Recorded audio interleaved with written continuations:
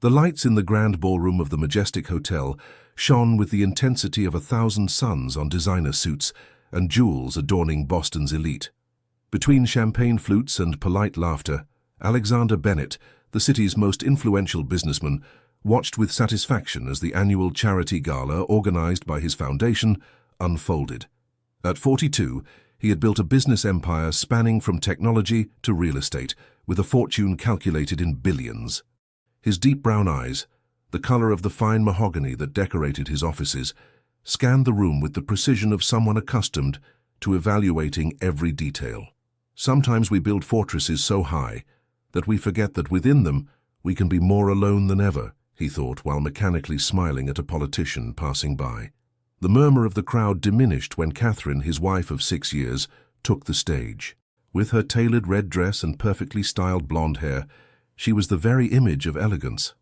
Alexander felt a hint of pride seeing her, though he couldn't remember the last time they'd had a conversation that didn't involve social events or appearances. "Good evening, everyone," Catherine began with a smile that didn't reach her eyes. "I thank you for your presence at this annual event that my husband organizes to cleanse his conscience." An uncomfortable silence took over the room. Alexander froze, champagne glass halfway to his lips. "After 6 years married to the great Alexander Bennett, I've discovered that his sick obsession with money is only matched by his inability to love anyone but himself." The words fell like knives on Alexander, who remained paralyzed as he watched 300 guests, including journalists from major media outlets, record every word. Camera flashes intermittently illuminated his discomposed face. "My husband has perfected the art of accumulating wealth and power, but never learned to accumulate moments worth living for," Catherine continued, her voice slightly broken with emotion. "I apologize for participating in this charade for so many years." When Catherine descended from the stage and left through the main door without looking back, Alexander Bennett, the man who had never known defeat in business, felt for the first time the bitter taste of personal failure, far more devastating than any financial loss. At that precise moment, as whispers flooded the room and gazes fixed on him, Alexander understood that all the wealth he had accumulated couldn't buy what he had just lost: his dignity.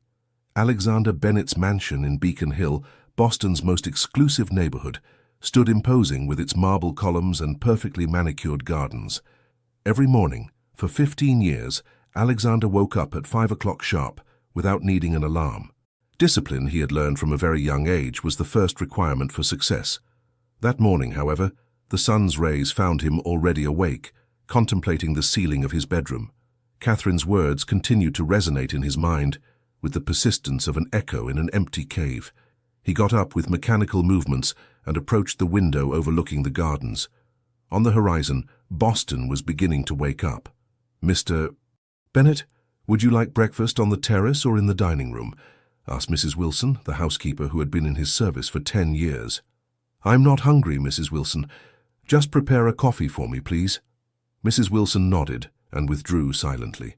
She knew her boss well, a man of few words and fewer emotional expressions. Alexander Bennett had been born in a small town in rural Pennsylvania, the son of a construction worker and a cleaning lady. His childhood had been marked by scarcity and the humiliations that poverty brings with it. At 12, while his peers played in the streets, he was already selling newspapers in the mornings before going to school. At 16, he had won a scholarship to study at Harvard, and from then on he had never stopped rising. His first company, founded at 23 with a small loan, was dedicated to software development. 3 years later, he sold it for 20 times his initial investment. By the time he turned 30, he was already one of the most promising businessmen in the United States. At 40, his name appeared on lists of the richest people in the world. "Mr. Davidson is waiting in your office, sir," informed Mrs. Wilson, interrupting his thoughts. "He says it's urgent." Nathan Davidson was his lawyer, and one of the few who could call themselves his friend, though Alexander doubted that anyone really knew him well enough to deserve that title. "Good morning, Alex," Nathan greeted when he entered the office. He wasn't carrying a briefcase, which was unusual. "How are you?" "I've had better days," Alexander replied dryly, pouring himself a whiskey despite the early hour. "I suppose you've come because of last night." Nathan nodded. "It's in all the media. Boston's King Midas humiliated by his wife, and other less kind headlines. "I'm not interested in what they say," Alexander cut him off, although they both knew it was a lie. His reputation was a fundamental part of his success. "Catherine has contacted Margaret Chen for the separation." Alexander looked up. Chen was known as the Butcher in legal circles for her ruthless efficiency in high-level divorces. "So she's going for everything," he murmured more to himself than to Nathan.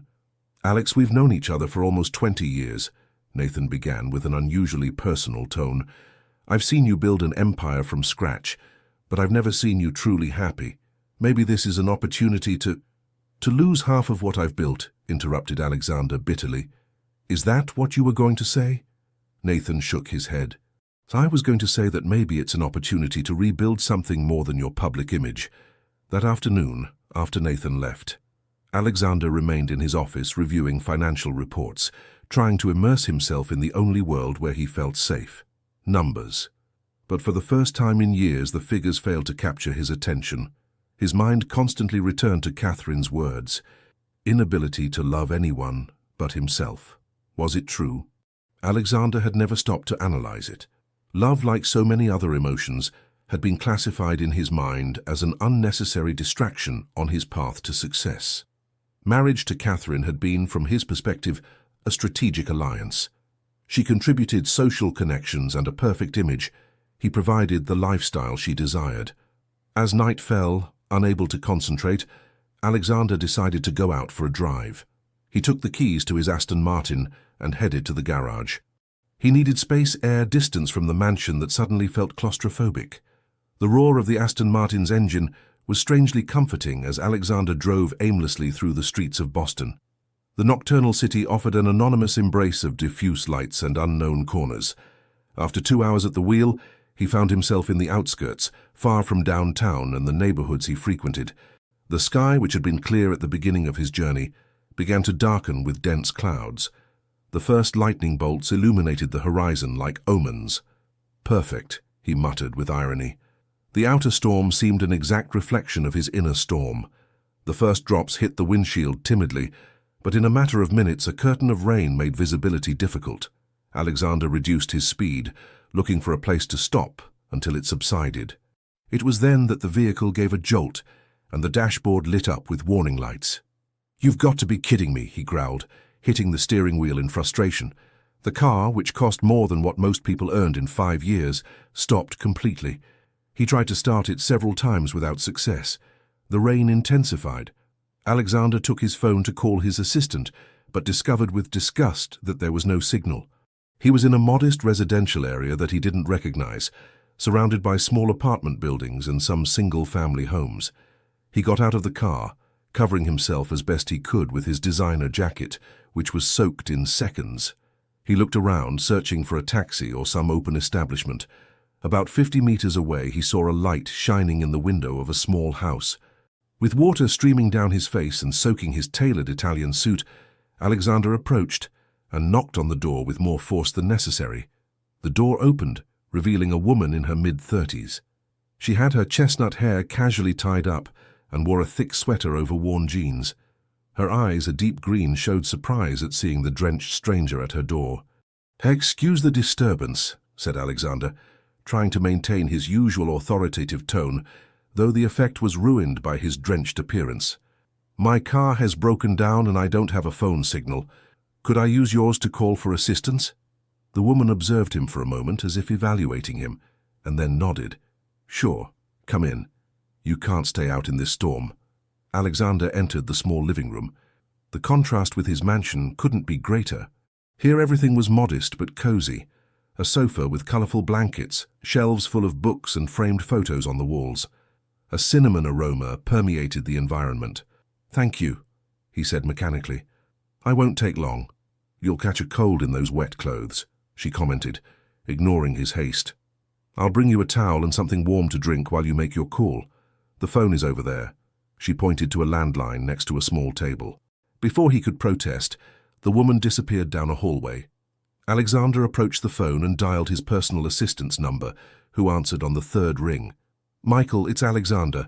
My car has broken down in—" He looked around, searching for some reference. "Somewhere in the outskirts. I need you to send someone to pick me up." After trying to explain his approximate location, he hung up, frustrated. The woman returned with a towel and a steaming cup of tea. "I'm sorry to interrupt your night," said Alexander, accepting the towel. It had been years since anyone had offered him something without expecting anything in return. "You're not interrupting anything important," she smiled. "I was just grading some of my students' papers. I'm Rachel Green, by the way." "Alexander," he responded, deliberately omitting his last name. "I'm a business consultant."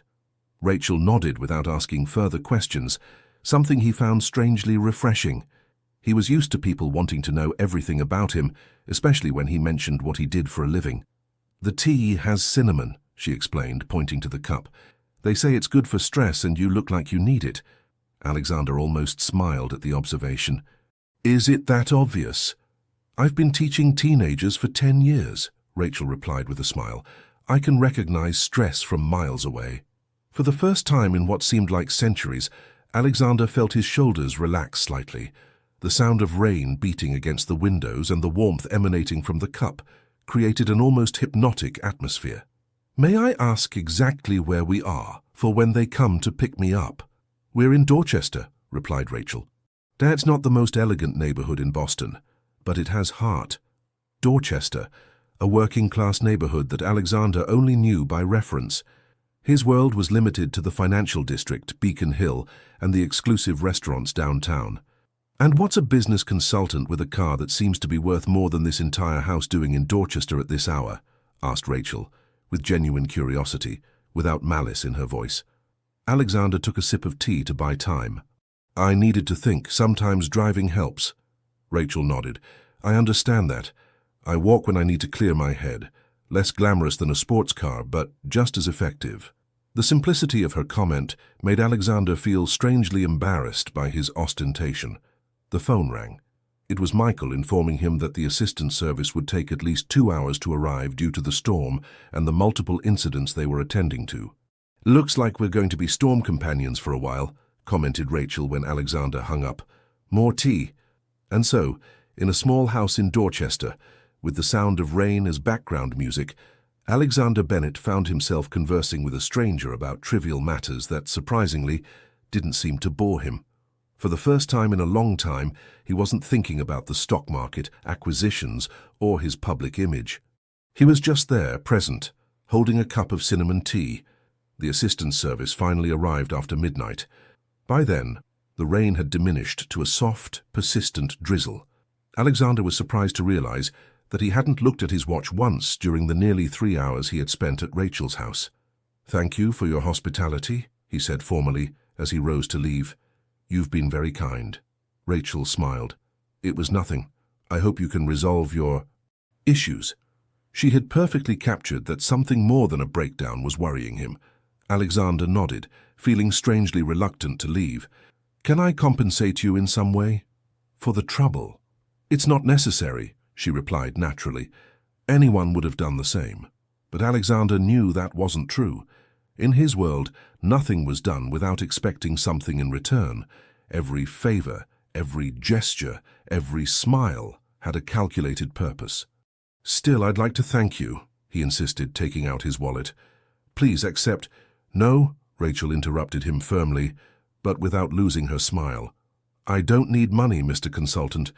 If you really want to thank me, maybe you could consider doing something similar for someone else when you have the opportunity." Disconcerted, Alexander put away his wallet. He wasn't used to people rejecting his money. "Have a good night," Rachel said goodbye, opening the door. As the luxurious Aston Martin was being towed and he climbed into the assistance service car, Alexander looked back. Rachel was waving from the door of her modest house, an image that, for some inexplicable reason, would remain etched in his memory. Back at his mansion, the contrast couldn't be more evident. The absolute silence, the cold perfection of every decorative detail, the total absence of any trace of everyday life. Catherine had not returned, and according to Mrs. Wilson, she had taken several suitcases with her. Alexander went up to his room and paused in front of the mirror. The man who looked back at him seemed like a stranger, his perfectly groomed hair now disheveled, incipient beard, tired eyes. For a second, He wondered what Rachel would see if she knew who he really was.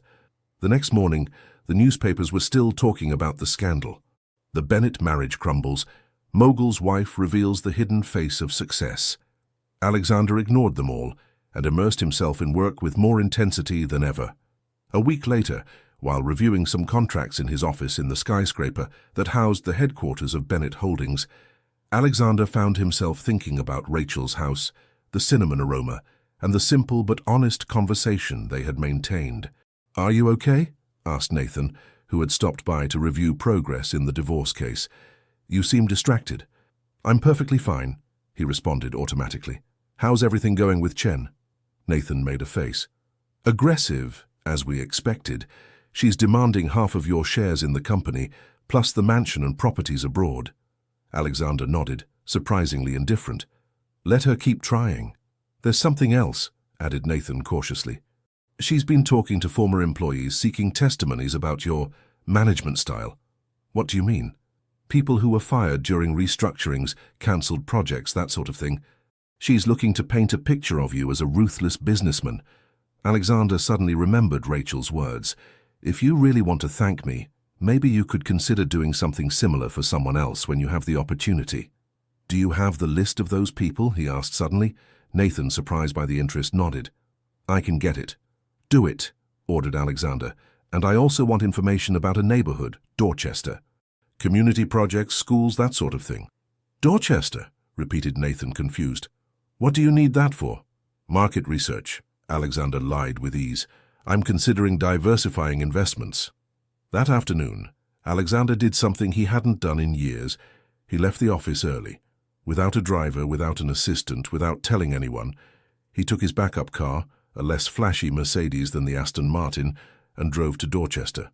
He didn't know exactly what he was looking for. Perhaps he just wanted to experience again the strange peace he had felt that stormy night.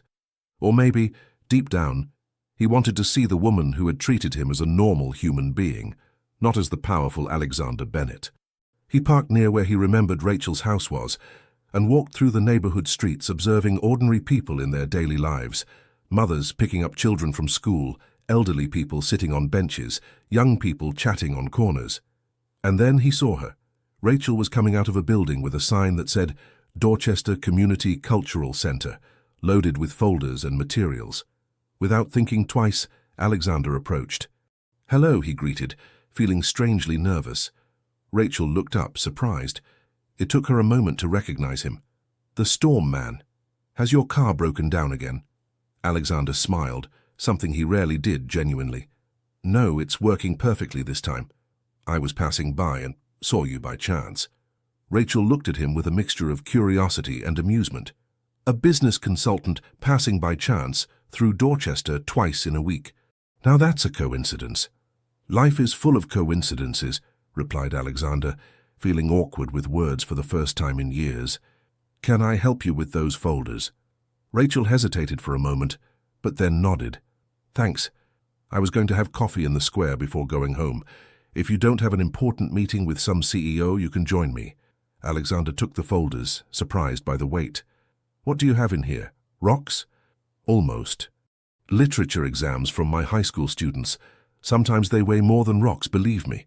They walked to a small cafe in the square, a simple place with plastic tables and a handwritten menu. Nothing like the Michelin-starred restaurants Alexander frequented. "So you're a teacher?" he asked as they sat down. "Teacher and coordinator of cultural programs at the community center," she confirmed. "It doesn't allow for luxuries, but it lets me do what I love, which is helping kids discover worlds through reading, organizing workshops for people who normally wouldn't have access to them, creating a space where the neighborhood can come together." Rachel responded with an enthusiasm that Alexander found contagious. "And you? What exactly does a business consultant do?" Alexander hesitated. For the first time, he didn't want to talk about mergers, acquisitions, or market strategies. "I help companies be more efficient." "Sounds very vague," observed Rachel with a smile, "and potentially boring." "Sometimes it is," admitted Alexander honestly, "but it pays the bills." "And expensive cars that break down in storms," she added with a wink. Alexander laughed, a sound that felt strange to himself. He couldn't remember the last time he had laughed without calculating it beforehand. "May I ask you something personal?" said Rachel, suddenly serious. "Sure," replied Alexander, tensing slightly, fearing she had recognized him. "The night of the storm, it seemed like you were running from something more than just bad weather. Are you better now?" The question took him by surprise. No one in his usual circle would have dared to ask him such a direct question about his emotional state. "I'm working on it," he responded with an honesty that surprised himself. Rachel nodded, as if that incomplete answer was enough. "We all are, in one way or another." When they finished their coffee and Alexander insisted on paying, the only thing Rachel allowed him to do, they walked back to where he had parked his car. "It's been a pleasure seeing you again, Mr. Consultant," Rachel said goodbye. "If you ever have another existential crisis during a storm, you know where to find me." Alexander smiled. "Thanks, but I'd prefer not to wait for another breakdown. May I invite you to dinner someday, to continue our conversation?" Rachel seemed surprised by the invitation. "You know what? Why not come to our cultural fair this Saturday at the community center instead? There will be home-cooked food much more interesting than any trendy restaurant, and you could see what we do there, unless community events aren't your thing." "I'd love to," replied Alexander without hesitation, surprising himself. As he drove back to his empty mansion, Alexander reflected on how in the space of a week, his ordered and perfectly controlled life had transformed into something unrecognizable. And the strangest thing was that, for the first time in years, he felt curious about what would come next. Saturday dawned with a clear sky and a gentle breeze, as if nature wanted to facilitate the success of the cultural fair. Alexander found himself in front of his closet, undecided about what to wear. All his suits seemed excessively formal for a community event in Dorchester. Finally, he opted for dark jeans he had barely worn and a blue shirt without a tie, the most casual outfit he owned. As he drove to the neighborhood, he mentally reviewed the excuses he would give if someone recognized him. Market research, philanthropic interest, diversification of contacts. But in reality, not even he fully understood why he felt drawn to this world so different from his own. The Dorchester Community Cultural Center was a rehabilitated old building, with brightly colored walls and a small courtyard where stalls had been set up for the fair. Upon arrival, Alexander immediately felt out of place. Despite his attempt to dress casually, his designer shirt and luxury watch betrayed him as an outsider. "Alexander, you came." Rachel's voice pulled him from his thoughts. She wore a simple floral dress and had her hair tied back in a braid. "I thought you might change your mind." "Why would I?" he asked, genuinely interested in the answer. Rachel looked at him with a mixture of amusement and insight. "Because this," she gestured, encompassing the entire fair, "doesn't seem to be your natural environment." "Maybe it's time to explore new environments," replied Alexander, surprised by his own sincerity. Rachel smiled. "Then welcome to our little universe. Come, I'll introduce you to some people." Over the next few hours, Alexander met a diverse group of people, from teenagers participating in art workshops to elderly people teaching traditional crafts. He observed how Rachel interacted with everyone, listening attentively to their stories, laughing at their jokes, showing a genuine interest that he had never seen in the social circles he frequented. "And this is Raymond, our local chess master." Rachel introduced an older man with calloused hands and bright eyes. "His games are legendary in the neighborhood." "A pleasure," greeted Alexander, shaking his hand. "Do you play, son?" asked Raymond directly, addressing him informally without ceremony. "I haven't played in years," admitted Alexander.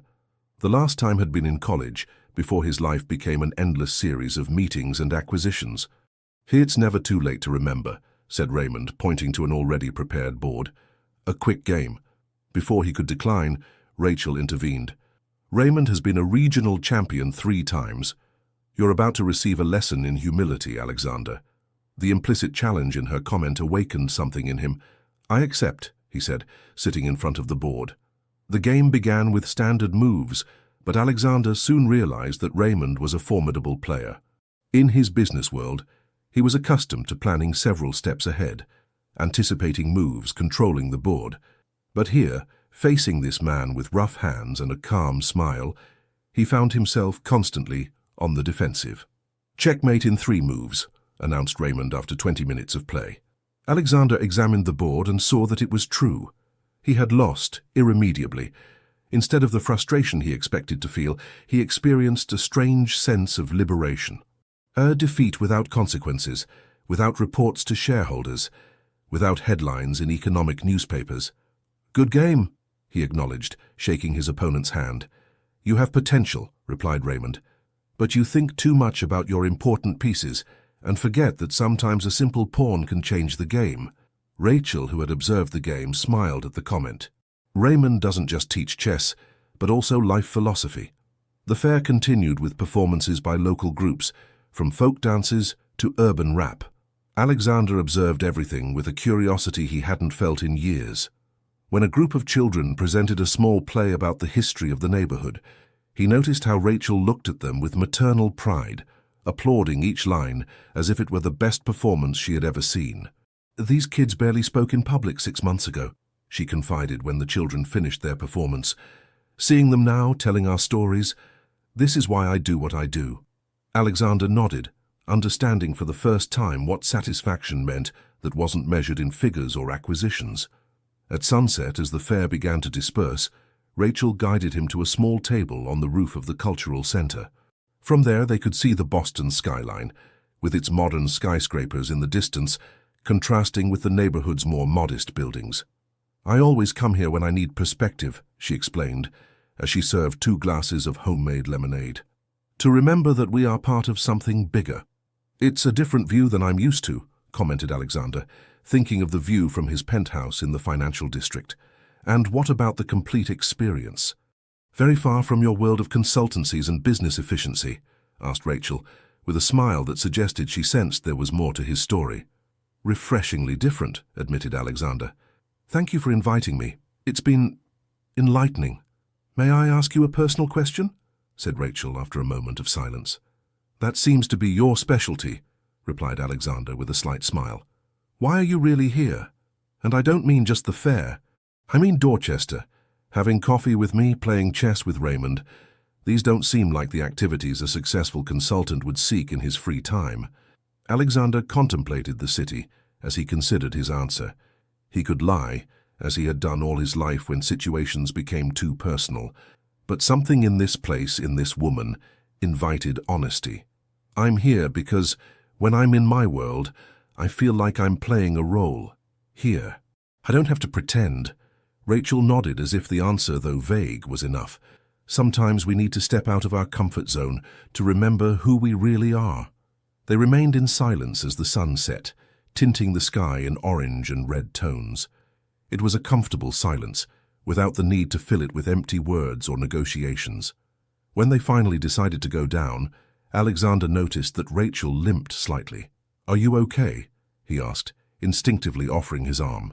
"Oh, it's just an old injury that acts up when I'm standing for too long," she explained, accepting his support naturally. "Nothing serious.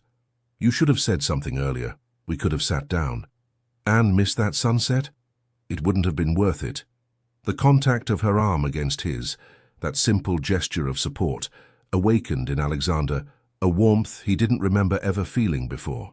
It wasn't desire, although Rachel was undoubtedly an attractive woman. It was something more basic and yet deeper, human connection in its most elemental form. Upon reaching the center's entrance, they encountered a middle-aged man carrying a worn briefcase. Seeing Rachel, he smiled broadly. "Rachel, just the person I was looking for. I have news about the renovation project. Michael, let me introduce you to Alexander, a friend. Alexander, this is Michael Simmons, our tireless legal defender." Michael greeted him with a firm handshake. "A pleasure. Any friend of Rachel's is welcome to our little resistance." "Resistance?" asked Alexander, intrigued. Rachel and Michael exchanged looks. "We're in a legal battle to prevent the cultural center from being demolished," explained Rachel. "A real estate company wants to build a shopping mall here. And it's not just any company," added Michael with bitterness. "It's a subsidiary of Bennett Holdings. Those sharks buy everything they can to turn it into money-making machines." Alexander felt as if someone had thrown a bucket of cold water on him. Bennett Holdings, his company. His decision, probably, though he didn't specifically remember this project among the hundreds he approved monthly. "Alexander, "Are you okay? You've gone pale," observed Rachel, concerned. "I'm fine," he lied, trying to process this revelation. "Just tired. So I should go." He said goodbye hastily, promising to return soon, though he wasn't sure if he could fulfill it. As he walked to his car, he felt as if two completely separate worlds, until now, had violently collided. Back at his mansion, Alexander spent hours reviewing documents on his company's real estate projects in Boston. Finally, at 3 a.m, he found it, Dorchester Plaza Shopping Project, a $50 million investment that required the demolition of several buildings, including the Dorchester Community Cultural Center. The project had been approved 6 months ago, with his digital signature stamped on the last page. Alexander closed his laptop and poured himself a whiskey that he didn't drink. For the first time, he clearly saw the impact of his business decisions in real life. They weren't just numbers on a spreadsheet or profitability projections. They were people like Rachel, like Raymond, like the children who had acted in the small play. That night, as he contemplated the ceiling of his bedroom, Alexander Bennett, the man who had built an empire without looking back or to the sides, wondered if the price of success had been too high. Over the following days, Alexander immersed himself in an exhaustive investigation of the Dorchester Plaza shopping project. Every document, every email, every feasibility study passed through his hands. What he discovered deeply disturbed him. The decision to demolish the cultural center had been made without considering alternatives, simply because the land offered the best cost-benefit ratio for investors. "Michael, cancel my afternoon meetings," he ordered his assistant through the intercom, "and get me all available information on successful corporate social responsibility programs in the United States." "Social responsibility, sir?" asked Michael, clearly surprised. In the 15 years he had been working for Alexander, he had never shown interest in that area. "Exactly. And I also want to talk to William from the real estate department." "Urgently." William Hughes, director of the real estate area of Bennett Holdings, entered Alexander's office with a worried expression. At 55, he was one of the company's most senior executives. "You wanted to see me, Alex?" "Sit down, William. I want to talk about the Dorchester project." William nodded, immediately deploying a folder with graphs and projections. "An excellent project. The expected profitability is 22% in 5 years, and the expropriations are advancing as planned. Some tenants are causing problems, especially that cultural center, but nothing we can't handle with the right pressure." Alexander observed William as he spoke. Had he always been like this? So cold, so disconnected from the human impact of his decisions? Or was it a reflection of the culture that he himself had created in the company? "What alternatives did we consider before deciding on demolition?" asked Alexander, interrupting William's presentation. "Alternatives?" repeated William, confused. "Alex, it's the perfect location. We didn't need alternatives. And what will happen to the people who use that center? The programs that are developed there? The children, the elderly, the community?" William looked at him as if he had grown a second head. "They will be offered standard economic compensation. It's more than we are legally obligated to do. What's with this sudden interest? The project is already underway." "I want it temporarily stopped," declared Alexander. "I need to reevaluate certain aspects." "Stop it. Alex, we have investors waiting for results, signed contracts, committed deadlines. We can't simply pause because—" "I'm the CEO of this company, William," interrupted Alexander in a tone that admitted no discussion. "And I'm saying the project stops until further notice. Prepare a complete report on the community impact and possible alternatives that don't involve demolishing the cultural center by Monday." When William left his office, visibly upset, Alexander remained contemplating the Boston skyline from his window. What was he doing? Risking a multi-million-dollar project for a community he didn't even know 2 weeks ago? For a woman whose life was completely foreign to his? His phone rang, interrupting his thoughts. It was Nathan. "I just spoke with William," his friend said without preambles. "He's convinced you've lost your mind. Do you want to tell me what's going on?" Alexander sighed. "I don't know, Nathan. Honestly, I don't know. Is this about the divorce, about what Catherine said? Because if it is, it's not about Catherine," cut in Alexander. "It's about—" Seeing things from another perspective for the first time. There was silence on the other end of the line. Finally, Nathan spoke in a softer tone. "What do you need from me, Alex?" "Time," replied Alexander. "And maybe a little faith that I know what I'm doing." "You've always known what you're doing," conceded Nathan, "although this time I have to admit you have me intrigued." That afternoon, Alexander drove again to Dorchester. He had been avoiding returning since the revelation about the real estate project, but he knew he couldn't continue like this. If he was going to make decisions that affected Rachel's life and her community, he at least had to be honest with her. He found her at the Cultural Center, directing a theater rehearsal with teenagers. He stayed at the door observing her as she guided the young people with patience and enthusiasm, celebrating each small achievement as if it were a major triumph. When the rehearsal ended and the kids dispersed, Alexander approached. Rachel saw him and her face lit up with a smile that immediately made him feel guilty. "Alexander, I thought you had disappeared." "I'm sorry," he said, and he really meant it. "I had matters to attend to." "Consulting matters?" asked Rachel with a playful smile. "Something like that," replied Alexander, unable to maintain the lie any longer. "Rachel, there's something I need to tell you. Can we talk in private?" Rachel's expression changed, sensing the seriousness in his tone. "Of course. Let's go to my office." The office turned out to be a small space in the back of the center, barely larger than a closet, with a desk overflowing with papers, books stacked on the floor, and walls covered with drawings and thank-you notes from students. "It's not exactly a business consultant's office," joked Rachel, "but it serves its purpose." Alexander took a deep breath. "Rachel, I'm not who I've told you I am." She looked at him with curiosity, but without alarm. "Go on." "I'm not a consultant. I'm Alexander Bennett." He waited for the name to provoke an immediate reaction, but Rachel simply looked at him expectantly. "And that should mean something to me?" For a moment, Alexander didn't know how to respond. He was so accustomed to his name opening doors, provoking reverence, generating headlines, that Rachel's genuinely confused response momentarily left him speechless. "I'm the CEO of Bennett Holdings," he explained finally. The company that plans to demolish this cultural center." The silence that followed was dense, almost tangible. Rachel stared at him, slowly processing his words. Her expression went from confusion to understanding, and finally to something that Alexander couldn't immediately identify. It wasn't anger, not even disappointment. It was a profound sadness. "I see," she said finally.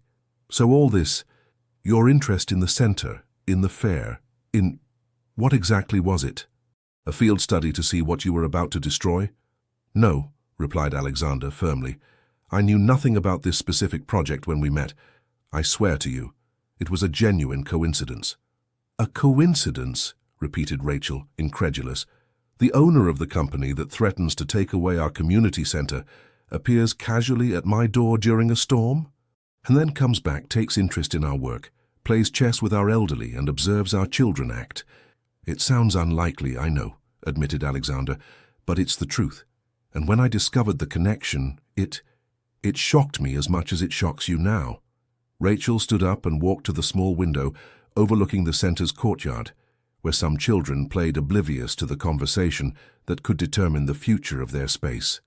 "Why are you telling me this now?" she asked without turning to look at him. "Because I've ordered the project to be stopped," replied Alexander, "at least temporarily, and because I believe you deserve to know the truth before I made any other decision that affected this place." Rachel turned slowly. "You've stopped the project. Can you do that?" "I'm the CEO," explained Alexander with a small smile. "I can do many things." "And what does temporarily mean?" insisted Rachel, not letting herself be easily impressed. "It means I'm re-evaluating, looking for alternatives that don't involve demolishing the center." "Why?" Rachel's question was direct, her green eyes fixed on his, seeking the truth behind his words. Alexander considered various answers: corporate responsibility, public image, new business approaches. All partially true, but insufficient. "Because in the last few weeks I've seen something that I hadn't seen in years," he said finally. "Real people, living real lives, connected to each other in ways that have a value that can't be measured on a financial balance sheet. And because you showed me that without even trying." Rachel studied him in silence for what seemed like an eternity. Finally, she sighed. "I don't know if I can believe you, Alexander Bennett, but I do know that this center is the heart of our community. If you're really reconsidering your decision, I invite you to truly get to know it before you decide its fate." "What do you propose?" asked Alexander. "Come here for a week, not as a casual visitor or a distant observer.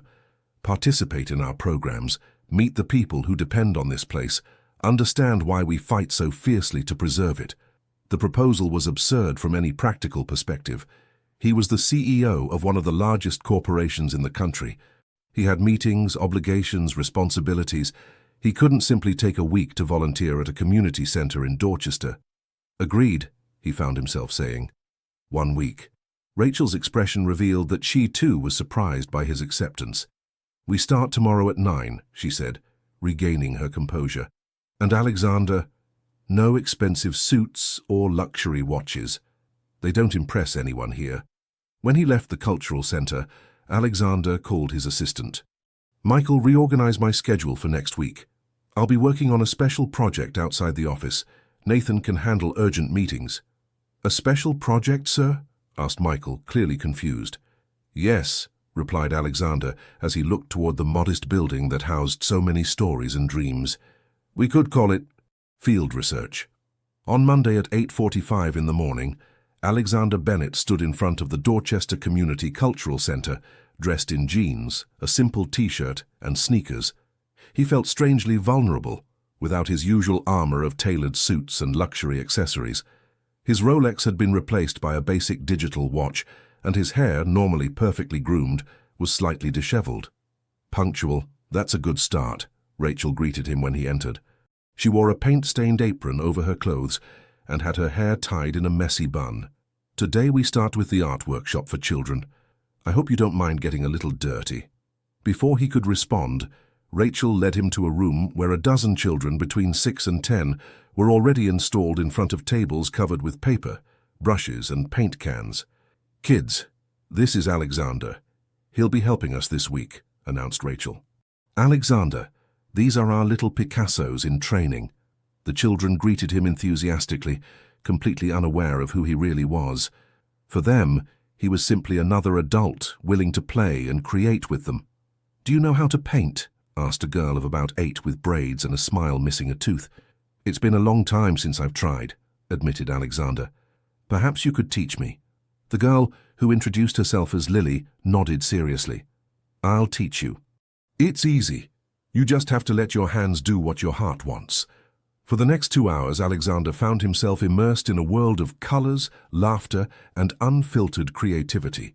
He helped mix paints, clean spills, and under Lily's tutelage, attempted to create his own artwork, a landscape that vaguely resembled the Boston skyline seen from the cultural center. "Not bad for your first day," commented Rachel when the children left. "Though I think Lily is right. Your tree does look more like a giant broccoli." Alexander laughed, observing the painting with a critical eye. "I've signed multi-million-dollar agreements with less nervousness than I felt trying to please an 8-year-old critic." "Children's opinions are the most honest," smiled Rachel.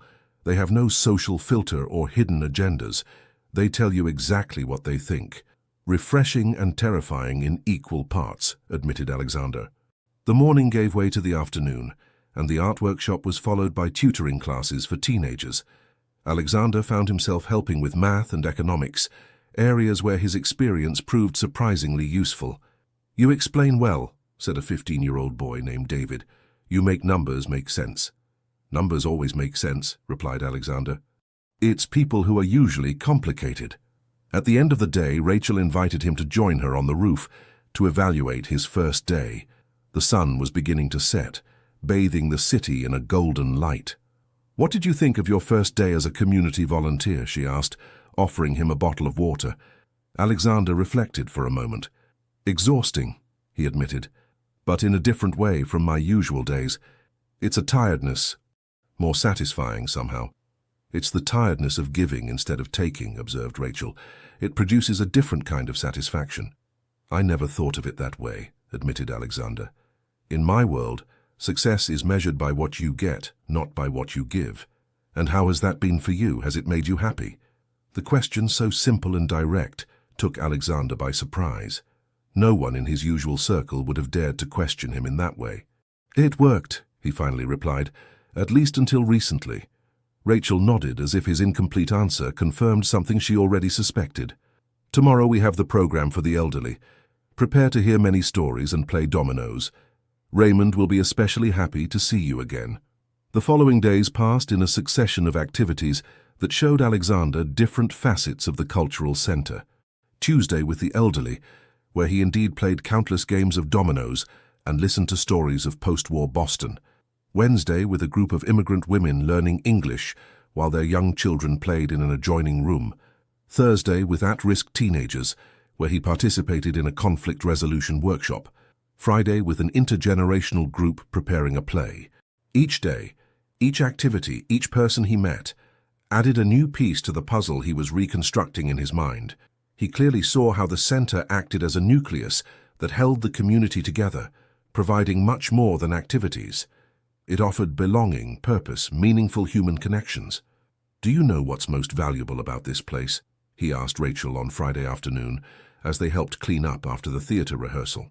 "It's not the programs or the activities themselves. It's the space it creates for people to meet, to know each other, to help each other." Rachel looked at him with a mixture of surprise and approval.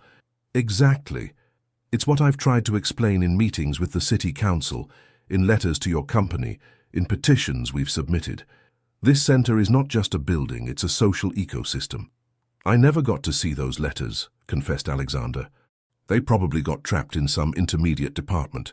Or maybe no one considered it worth showing the great Alexander Bennett the concerns of a working-class neighborhood," replied Rachel without bitterness, simply stating a fact. Alexander couldn't deny it. His company, like so many others, was structured in such a way that insignificant details never reached high-level executives to distract them from the big decisions. "Can I ask you something personal?" he said after a moment of silence.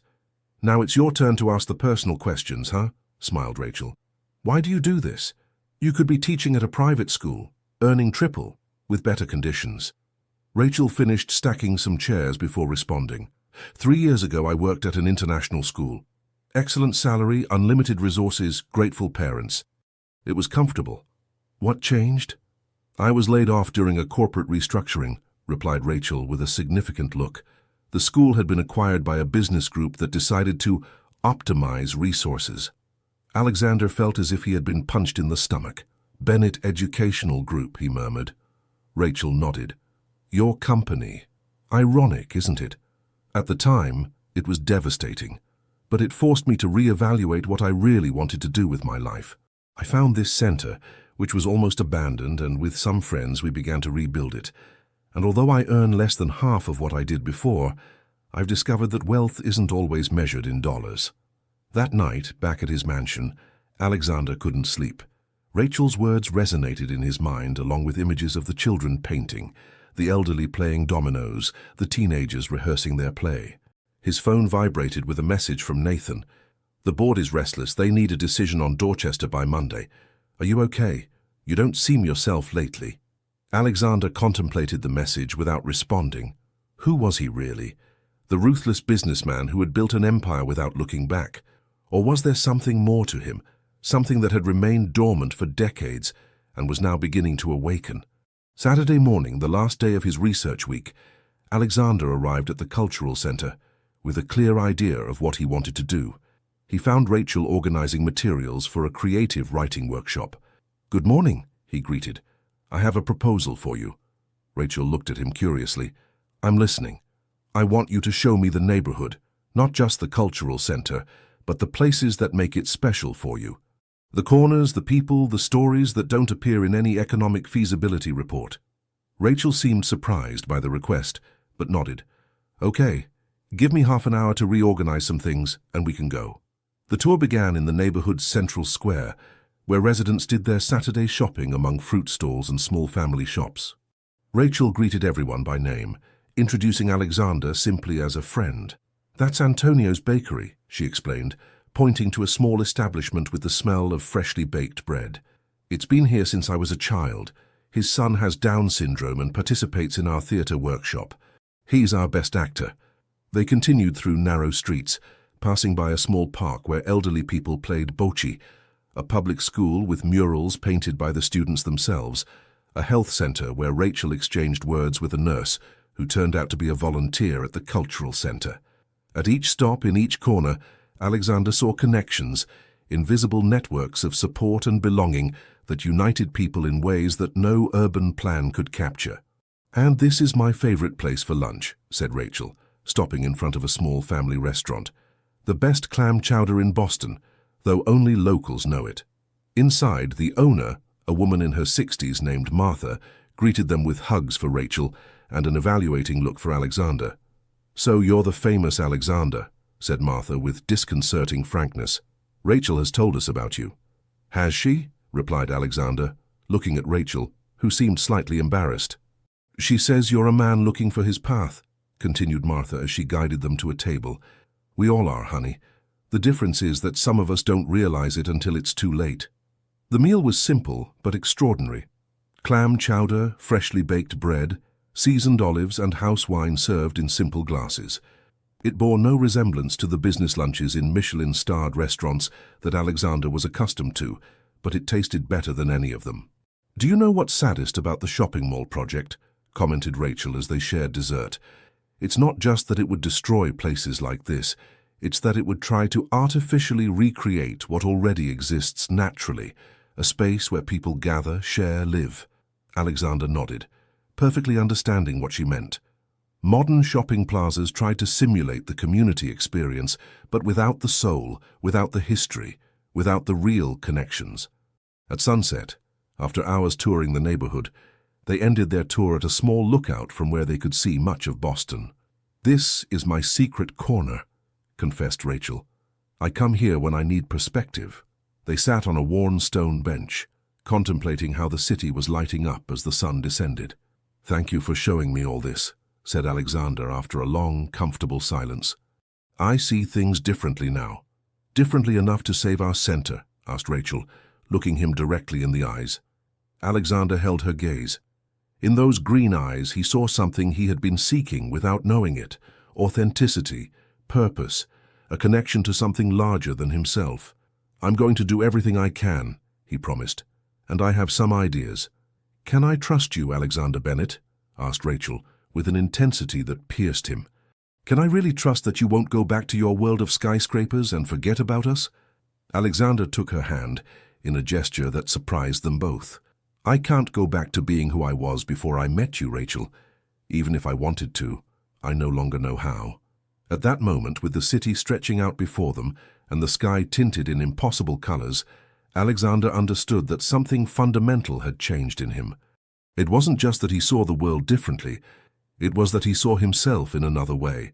And in that new vision, Rachel occupied a central place, not as an object of desire or possession, but as the catalyst of his transformation. As they walked back to the cultural center, their hands occasionally brushed against each other, a small gesture but loaded with meaning. There was no need for words. Both felt they were on the edge of something new, something that neither had planned, but that seemed as inevitable as the sunset they had just witnessed. On Monday morning, the headquarters of Bennett Holdings buzzed with the usual activity. Executives in impeccable suits hurried between meetings, assistants ran with folders and tablets, and the constant hum of financial transactions filled the air-conditioned atmosphere. No one initially seemed to notice that the man entering the building, although wearing a designer suit, had something different in his gaze.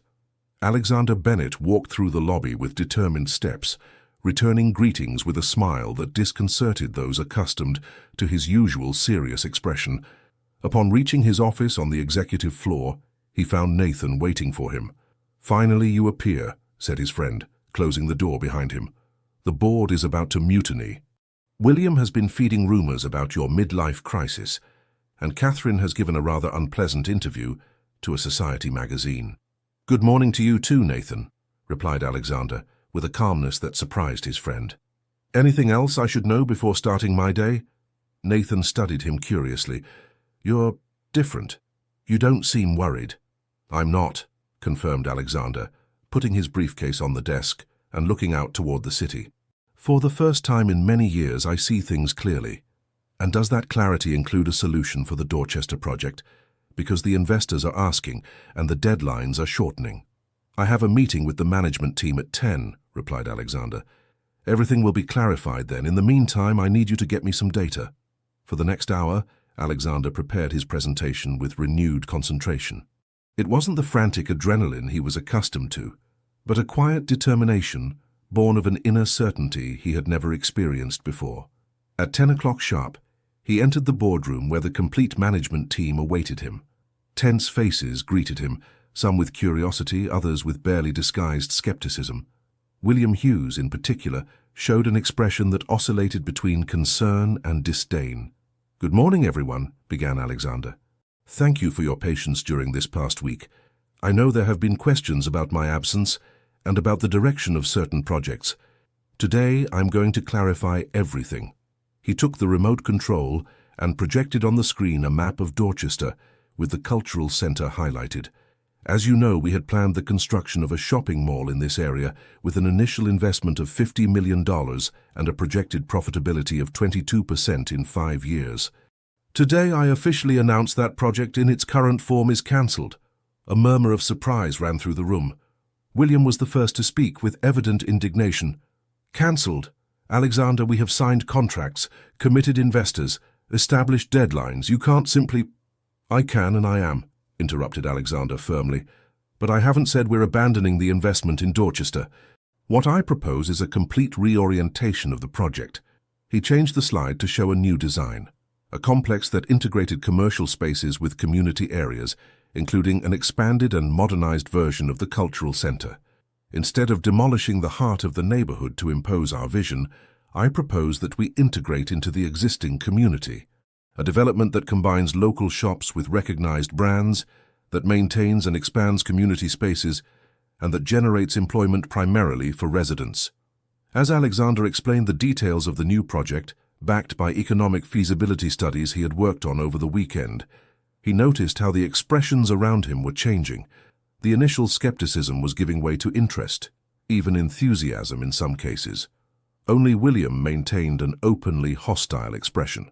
"This approach is not only ethically superior," continued Alexander, "but it also represents a more sustainable business vision in the long term. The data show that development projects that respect and enhance the existing social fabric have greater acceptance, less vandalism, and generate more lasting customer loyalty." "You seem to have suddenly become an expert in community development," commented William with barely veiled sarcasm. "Should I assume that your field research last week has something to do with this epiphany?" Alexander held William's gaze without flinching. "Exactly. I spent the last week on the ground, getting to know the community, evaluating the real impact that our decisions have on people. It's a perspective I would recommend to everyone in this room." "This is ridiculous," snapped William, finally losing his composure. "We've built this company by making tough decisions, not by worrying about the feelings of every person affected. If we start considering the social impact of each project, we might as well close the doors right now."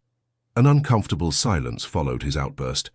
Alexander observed how several directors shifted in their seats, avoiding looking directly at William. "No one is suggesting we abandon profitability," replied Alexander calmly. "In fact, the numbers I've just shown you indicate that the long-term return would be comparable, with significantly less risk.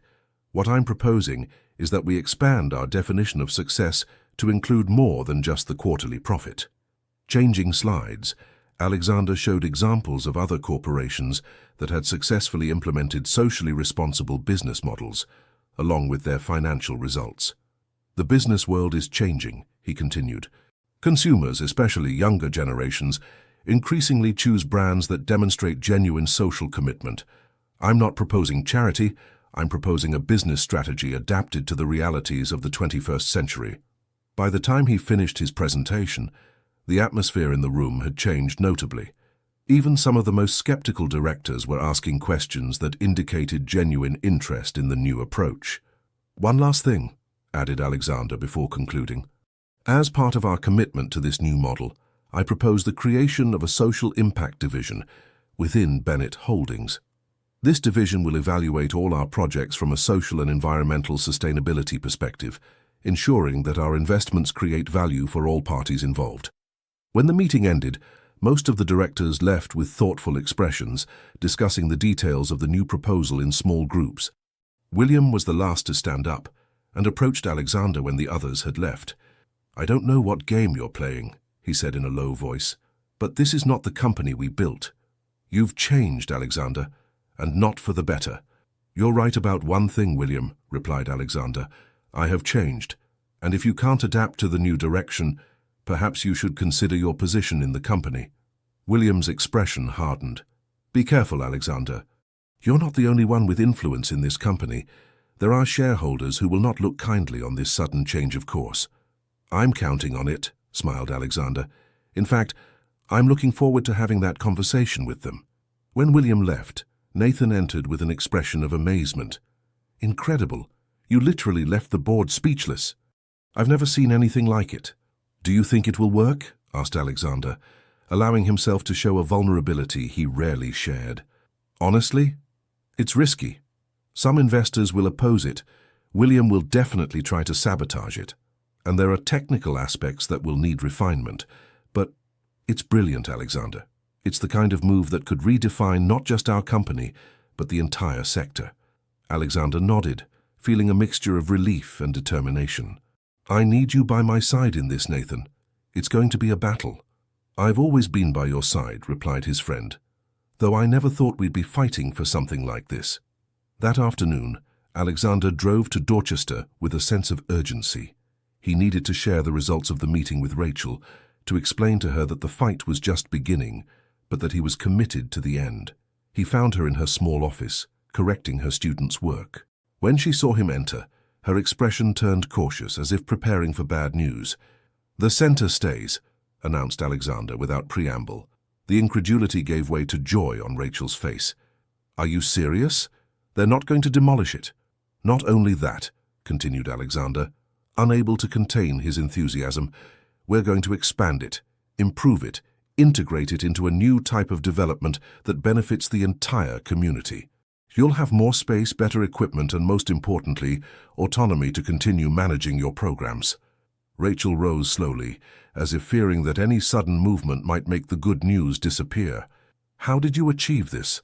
It must have been a battle." "It's only beginning," admitted Alexander.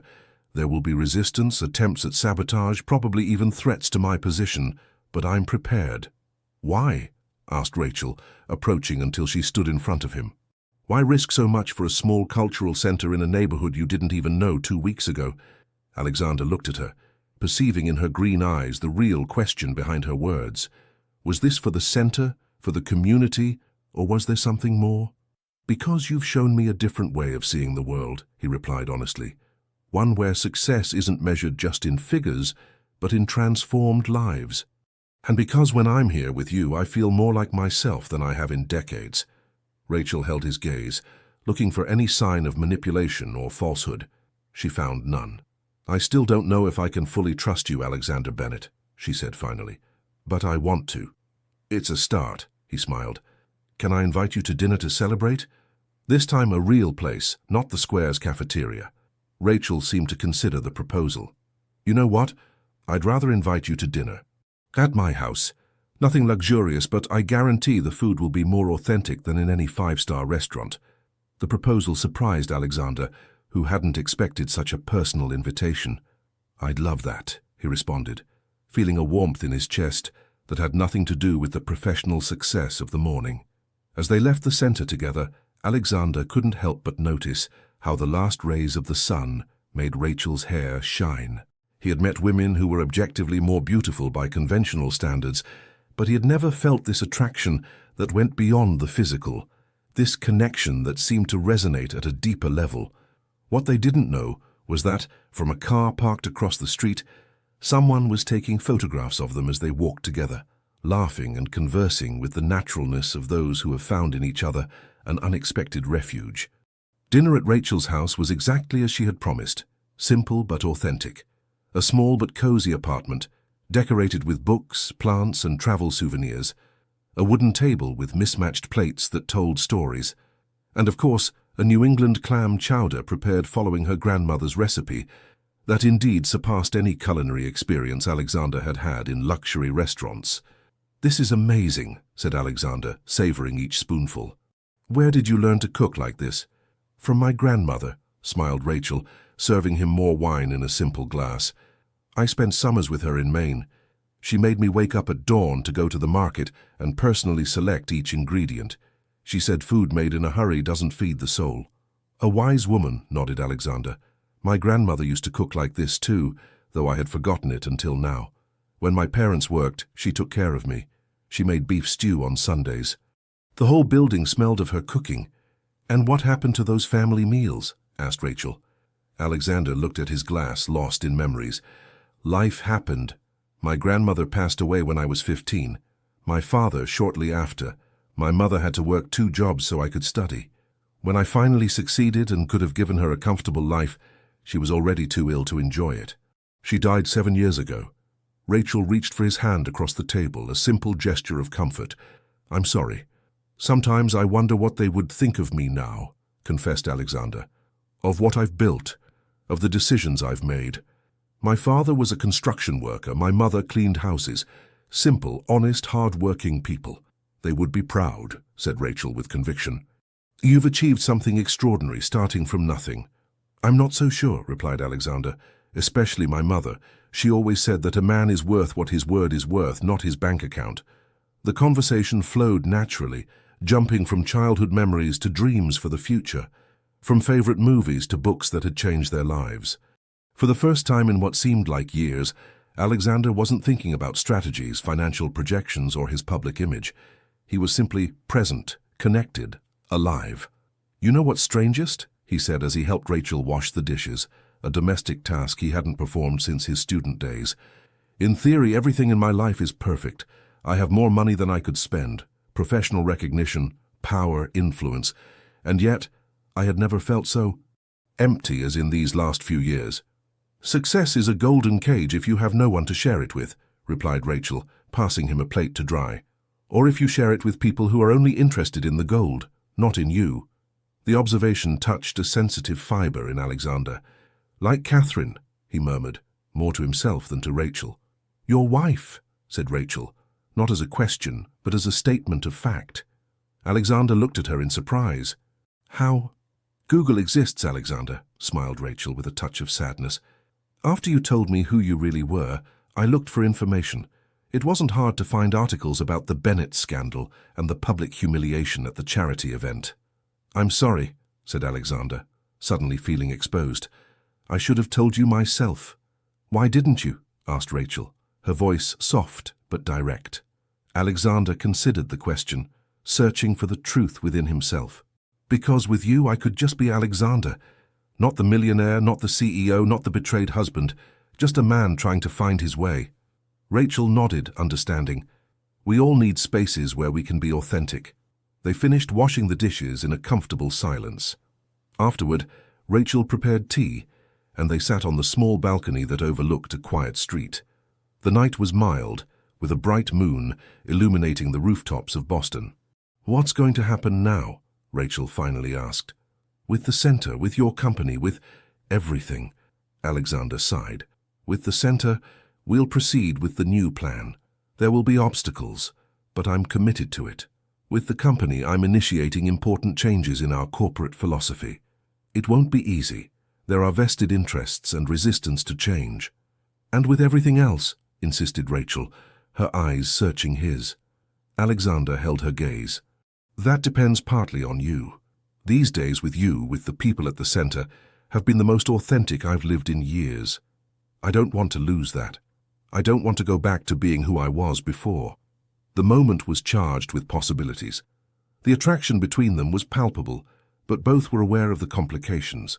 His marriage in the process of dissolution, the different worlds they came from, the extraordinary circumstances that had brought them together. One step at a time, said Rachel finally, with a smile that contained promise and caution in equal parts. Let's first save the cultural center, transform your company, finalize your divorce. Then we'll see where this path leads us. Alexander nodded, respecting her prudence. One step at a time, he agreed. When they said goodbye at the door, there was a moment of tension, of possibility suspended in the air. Finally, Alexander leaned in and gently kissed Rachel's cheek. A simple gesture but loaded with meaning, like a bridge extended between their worlds. Thank you, he said, For dinner, for the conversation, for everything. Thank you for saving our center, she replied with a smile. Although I'm still evaluating your motives. Alexander laughed. Fair enough. Back at his mansion, Alexander felt strangely restless. The huge, perfect house now seemed cold, impersonal, more of a showroom than a home. He thought about Rachel's small apartment, full of life, of memories, of human warmth. His phone rang. It was Nathan. We have a problem, his friend said without preambles. Someone leaked photos of you with a woman in Dorchester. They're circulating in internal company groups with rather unpleasant insinuations. William is behind it, almost certainly. What kind of photos? Asked Alexander, feeling a wave of protective anger. Nothing compromising, really. Just you and her walking, talking, laughing. But the attached message suggests that your change of position on the Dorchester project has personal motivations. Alexander breathed deeply, controlling his rage. It was to be expected. William wouldn't give up without playing dirty. There's more, continued Nathan in a grave tone. Catherine has filed a lawsuit for concealment of assets in the divorce. Her lawyers allege that you've been diverting funds to accounts abroad to reduce the assets to be divided. That's absurd, protested Alexander. All my accounts are perfectly declared. I know, but the accusation itself already generates doubts. And with the timing, just when you're promoting important changes in the company, it doesn't seem like a coincidence. It isn't, confirmed Alexander, clearly seeing the pattern. William and Catherine are coordinated. They've probably been sharing information for some time. What do you want to do? Asked Nathan. Alexander thought quickly, evaluating options, risks, possible strategies. It was the kind of situation he was trained for. Crisis, pressure, threats. But this time, what was at stake was different. It wasn't just about power or money, but something more valuable. The new vision he was trying to implement, and more personally, the budding relationship with Rachel. First, I want to protect Rachel. She didn't ask to be dragged into this. Second, we need to counterattack, but with intelligence, not with the same dirty tactics. Prepare a complete dossier on the new plan for Dorchester, with all the numbers, projections, and long-term benefits. Send it to all the main shareholders before William can poison the well. And as for Catherine, it's time to put all the cards on the table. Are you sure? Asked Nathan, knowing well what that meant. Completely, affirmed Alexander. I'm not going to let them destroy what we're trying to build. That night, Alexander slept little. His mind alternated between strategies to face the immediate threats and memories of the evening with Rachel. Her laughter, the way the candlelight illuminated her face, the sensation of her hand on his. The next morning, the first thing he did was call her. Good morning, he greeted, trying to make his voice sound normal despite the concern. I hope I'm not waking you.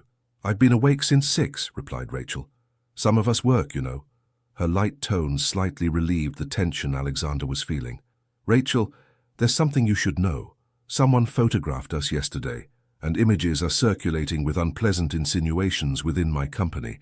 It's dirty politics, but I wanted you to be prepared. There was silence on the other end of the line. Insinuations about my decisions regarding the cultural center being motivated by personal interests, which is partially true, though not in the sordid way they're suggesting. I understand, said Rachel after a moment. Does this put the center in danger? Alexander smiled despite the situation.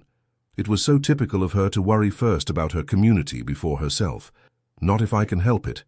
I'm taking measures to counteract these tactics. But I wanted to warn you that you could be exposed to unwanted attention. Perhaps journalists, rumors.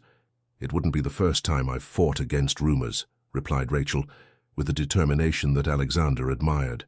When we started rebuilding the center, there were those who said we were facilitating drugs to teenagers. The truth always finds its way, Alexander. I hope so, he said. Still, I feel responsible for dragging you into this. You didn't drag me anywhere, corrected Rachel firmly. I entered with my eyes open. Besides, what's the worst they can say? That a teacher from Dorchester enchanted the powerful Alexander Bennett to save a cultural center. Sounds like the plot of a cheap soap opera. Alexander laughed, feeling immense relief at her attitude. A soap opera I would definitely watch. After hanging up, Alexander prepared for the battle ahead. The day would be full of strategic meetings, calls with shareholders, and preparations for a legal counteroffensive against Catherine's accusations. As his chauffeur drove him to the office, he received a text message from Rachel. "Remember why we're doing this. It's not just about a building, but about all the lives that intertwine in it. That's worth fighting for, regardless of the obstacles. P.S. There's leftover chowder. I'll save you some." Alexander smiled reading the message, feeling a warmth expand in his chest. In the midst of the storm that was approaching, Rachel had become his beacon, his anchor, his reminder of why all this mattered. With renewed determination, he entered the corporate building of Bennett Holdings, ready to face whatever came. This time, however, he wasn't fighting just for power or business success. He was fighting for something he was only beginning to fully understand: the possibility of a life with purpose, with real connections, with true love. And that, he discovered, was worth any battle. The following weeks passed in a whirlwind of frantic activity. Alexander's life was divided between the corporate headquarters, where he waged daily strategic battles to keep his reforms on track, and Dorchester, where he spent every free moment at the cultural center or with Rachel. The leaked photographs had triggered exactly the kind of reaction William expected. Several important shareholders expressed concern about the CEO's emotional stability and the new direction the company was taking. Catherine's accusations about concealment of assets, although unfounded, had generated headlines in the financial press that questioned Alexander's integrity. "The second quarter numbers are solid," reported Nathan during a crisis meeting. "But some investors are nervous about the rumors. 3 important funds have reduced their participation this week." Alexander nodded, analyzing the reports in front of him. "It was to be expected. What about the new investors we contacted? The ethical and sustainable investment funds?" "Interested but cautious," replied Nathan. "They want to see concrete results before committing significantly. The Dorchester project could be our case study if we manage to advance it despite the resistance." "It will advance," affirmed Alexander with determination. "How are we doing with the legal team to counter Catherine's accusations?" "We've submitted all the documentation that demonstrates the transparency of your finances. The judge seems inclined in our favor, but the process will take time. Meanwhile, the press will continue to speculate." Alexander stood up and walked to the window of his office. From there, he could see part of the Boston skyline, including some buildings his company had constructed. Symbols of success, power, ambition realized. However, now he saw beyond the gleaming facades, thinking of the communities that existed in the shadow of those skyscrapers. "You know what's ironic, Nathan? For the first time, I'm truly proud of what we're trying to build, and it's when I encounter the most resistance." "Change always generates resistance," observed his friend, "especially when it threatens the status quo of those who benefit from it." Alexander's phone vibrated with a message from Rachel. "The kids from the art workshop have prepared an exhibition on our neighborhood of the future. Can you come at 6? There's one artist in particular who insists that you see his giant broccoli masterpiece." Alexander smiled, remembering his first day at the center and Lily's comment about his attempt to paint a tree. Those small moments of human connection had become his anchor during the professional turbulence. "I'm going to leave early today," he informed Nathan. "There's an important exhibition I can't miss." Nathan, who now knew the full story of Alexander's relationship with Rachel and the cultural center, nodded with a knowing smile. "Give my regards to the teacher who has accomplished what seemed impossible, humanizing the fearsome Alexander Bennett." "Very funny," replied Alexander, though he couldn't deny the truth in those words. As he left the building, he noticed a black car with tinted windows parked on the opposite sidewalk. It wasn't the first time he had seen it in recent weeks. Someone was watching him, probably on William's or Catherine's orders. Under normal circumstances, this invasion of his privacy would have enraged him. Now, however, he saw it as a sign of desperation from his opponents. The children's exhibition at the Cultural Center was exactly the balm Alexander needed after a day of corporate tensions. Colorful and imaginative works covered the walls, showing the children's vision of what Dorchester could be like in the future. Bigger parks, schools with slides instead of stairs, animal-shaped buildings. Lily, the girl who had become his little artistic mentor, greeted him with overflowing enthusiasm. "Alexander, come see my painting. I put it especially for you." She guided him to a colorful canvas, where she had painted something that looked like a mix between a shopping mall and an amusement park, with the title, "The New Center That Alexander is Building for Us." "Rachel says you're going to make a special place where we can keep having our classes, but there will also be shops and fun things," explained Lily. "So I painted how I think it will be." Alexander knelt down to her height, genuinely moved. "It's beautiful, Lily. In fact, I think you've had some better ideas than our architects. Do you mind if I take a picture to show my team?" The girl's eyes lit up. "Really? Will real architects see my drawing?" "Absolutely," confirmed Alexander, capturing the image with his phone. Art should always inspire architecture. As he toured the rest of the exhibition, Alexander noticed how Rachel observed him with an expression that mixed tenderness and something deeper that neither of them had dared to name yet. Later, when the children and their families had left, he helped Rachel organize the space. "You're good with them," she commented as they put away paints and brushes. "The children, they have an infallible radar for detecting falseness, and they've clearly given you their approval." "It's easy to be authentic with them," replied Alexander. "They don't have expectations based on my bank account or social position. They only care if I really look at their drawings and listen to their stories." "That's a lesson many adults never learn," observed Rachel. When they finished, they walked together to a small nearby cafe that had become their usual place. In recent weeks, they had established a comfortable routine. He visited the center when he could escape from his corporate obligations, sometimes participated in activities, other times simply observed Rachel's work, and afterward they shared conversations about everything and nothing in particular. "How's the corporate battle going?" asked Rachel, as they shared an apple pie. "Still standing," replied Alexander. "William is mobilizing all the allies he can find. Catherine is feeding the press with distorted stories. The shareholders are nervous. The usual." "You say it so calmly," observed Rachel, "as if you weren't risking everything you've built." Alexander considered her words. "I suppose I've redefined what everything means to me. Before, my company, my fortune, my professional reputation, that was everything. Now I see they're just parts of a bigger picture." Rachel studied him with that penetrating gaze that seemed to see directly inside him. "And what does that bigger picture include now?" "Purpose," replied Alexander without hesitation. "Real connection with people. The possibility of using what I've built for something more meaningful than simply accumulating more wealth. And," he paused, measuring his next words, "the possibility of sharing all that with someone who sees me as I am, not as what I possess." The moment was charged with unexpressed possibilities. They had been careful until now, keeping their relationship in an ambiguous territory between deep friendship and something more. Both were aware of the complications, his ongoing divorce, the different worlds they came from, the battles he was waging. "Alexander," began Rachel, her voice softer than usual, "these months have been—" Alexander's phone rang, interrupting the moment. Seeing Nathan's name on the screen, he knew it must be important. "I'm sorry," he apologized to Rachel. "I have to take this." Nathan's expression when he answered the video call told him everything he needed to know before his friend uttered a word. Something had happened. "William has called an extraordinary board meeting for tomorrow," reported Nathan without preambles. "The only item on the agenda is evaluation of executive direction in view of recent concerning business decisions.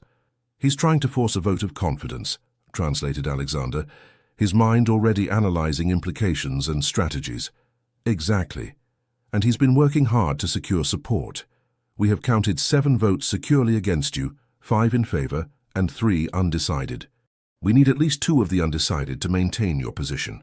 Rachel, who could hear the conversation, looked at him with concern.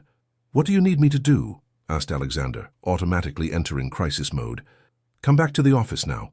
We have to prepare a strategy for each board member, especially the undecided ones. And we need concrete evidence that your new vision is not only ethically superior, but also financially viable." "I'm on my way," confirmed Alexander, ending the call. He turned to Rachel, who was observing him with a mixture of understanding and resignation. "You have to go." "I'm sorry," he said sincerely. "It seems the confrontation we were expecting has come sooner than anticipated." Rachel nodded. "Go. Do what you have to do." Alexander hesitated for a moment. There was so much he wanted to tell her, but this wasn't the time. I'll call you tomorrow when everything has passed. Alexander, Rachel called him, as he was already rising, remember why you're fighting. Not just for the center, not just for your business vision, for the person you're becoming. Her words accompanied him during the journey to the office, where he and Nathan spent the entire night preparing the defense of his position. Financial reports, long-term profit projections, comparisons with companies that had successfully implemented social responsibility policies, testimonials from employees who supported the new direction. At 7 in the morning, exhausted but prepared, they reviewed their strategy one last time. "Do you think it will be enough?" asked Alexander, allowing himself to show the vulnerability he kept hidden from everyone except Nathan and, recently, Rachel. "Honestly, I don't know," replied Nathan. "William has played his cards well. He's taken advantage of the moment of uncertainty, Catherine's accusations, the rumors about your personal distraction. It's a perfect storm." "If I lose the vote," began Alexander. "If you lose, we'll fight," interrupted Nathan firmly. "You have options. Enough shares to maintain influence, allies outside the board, projects that only you can effectively lead." Alexander nodded, grateful for his friend's loyalty. But deep down he knew that if he lost control of the company he had built from scratch, nothing would be the same. It wasn't just about power or status, it was the ability to implement his new vision, to use the resources he had accumulated to generate a positive impact, to demonstrate that a more human and sustainable business model was possible. And although he hadn't expressed it out loud, it was also about being worthy of the faith Rachel had placed in him, to prove that the change she had seen in him wasn't temporary or superficial, but a genuine and lasting transformation. The board meeting was scheduled for 10 in the morning. As he showered and changed in the small bathroom adjoining his office, Alexander reflected on the irony of his situation. After decades relentlessly pursuing business success, he could lose it all precisely when he had discovered a more meaningful purpose for it. His phone vibrated with a message from Rachel. "Whatever happens today, remember that the real battles are won in the heart, not in boardrooms. I'm with you." Those simple words gave him the clarity he needed. Regardless of the outcome of the vote, he had already won something infinitely more valuable than control of his company. He had recovered his humanity.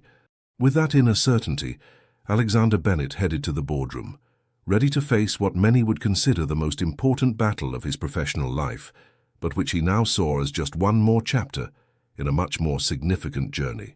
The boardroom of Bennett Holdings, on the 30th floor of the skyscraper that housed its corporate headquarters, was an impressive display of power and opulence.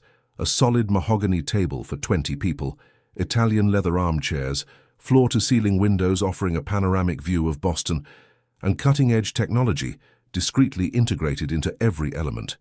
Alexander had personally designed this space years ago, meticulously calculating each detail to impress investors and partners, to project an image of unwavering success and dominance.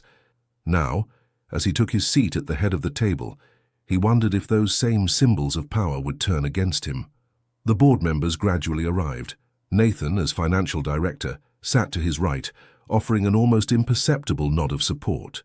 William Hughes, architect of this extraordinary meeting, strategically chose a seat in the middle of the table, from where he could establish eye contact with everyone present. When all 15 members were present, Alexander formally opened the session. "Good morning, everyone. I appreciate your presence at this extraordinary meeting requested by our real estate projects director, William Hughes. The only item on the agenda is, as I understand, an evaluation of my leadership as CEO." His tone was professional, controlled, without a trace of the anxiety that naturally accompanied such a crucial moment. Years of high-level negotiations had taught him that showing vulnerability in a room like this was delivering oneself to the wolves. William stood up, impeccably dressed, and with an expression of concern that would have seemed genuine to anyone who didn't know him well. "Thank you, Alexander. I want to begin by saying that this meeting causes me deep personal regret.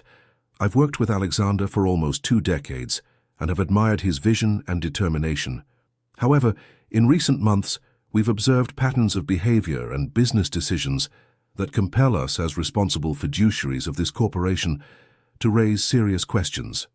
Next, William deployed a meticulously prepared presentation.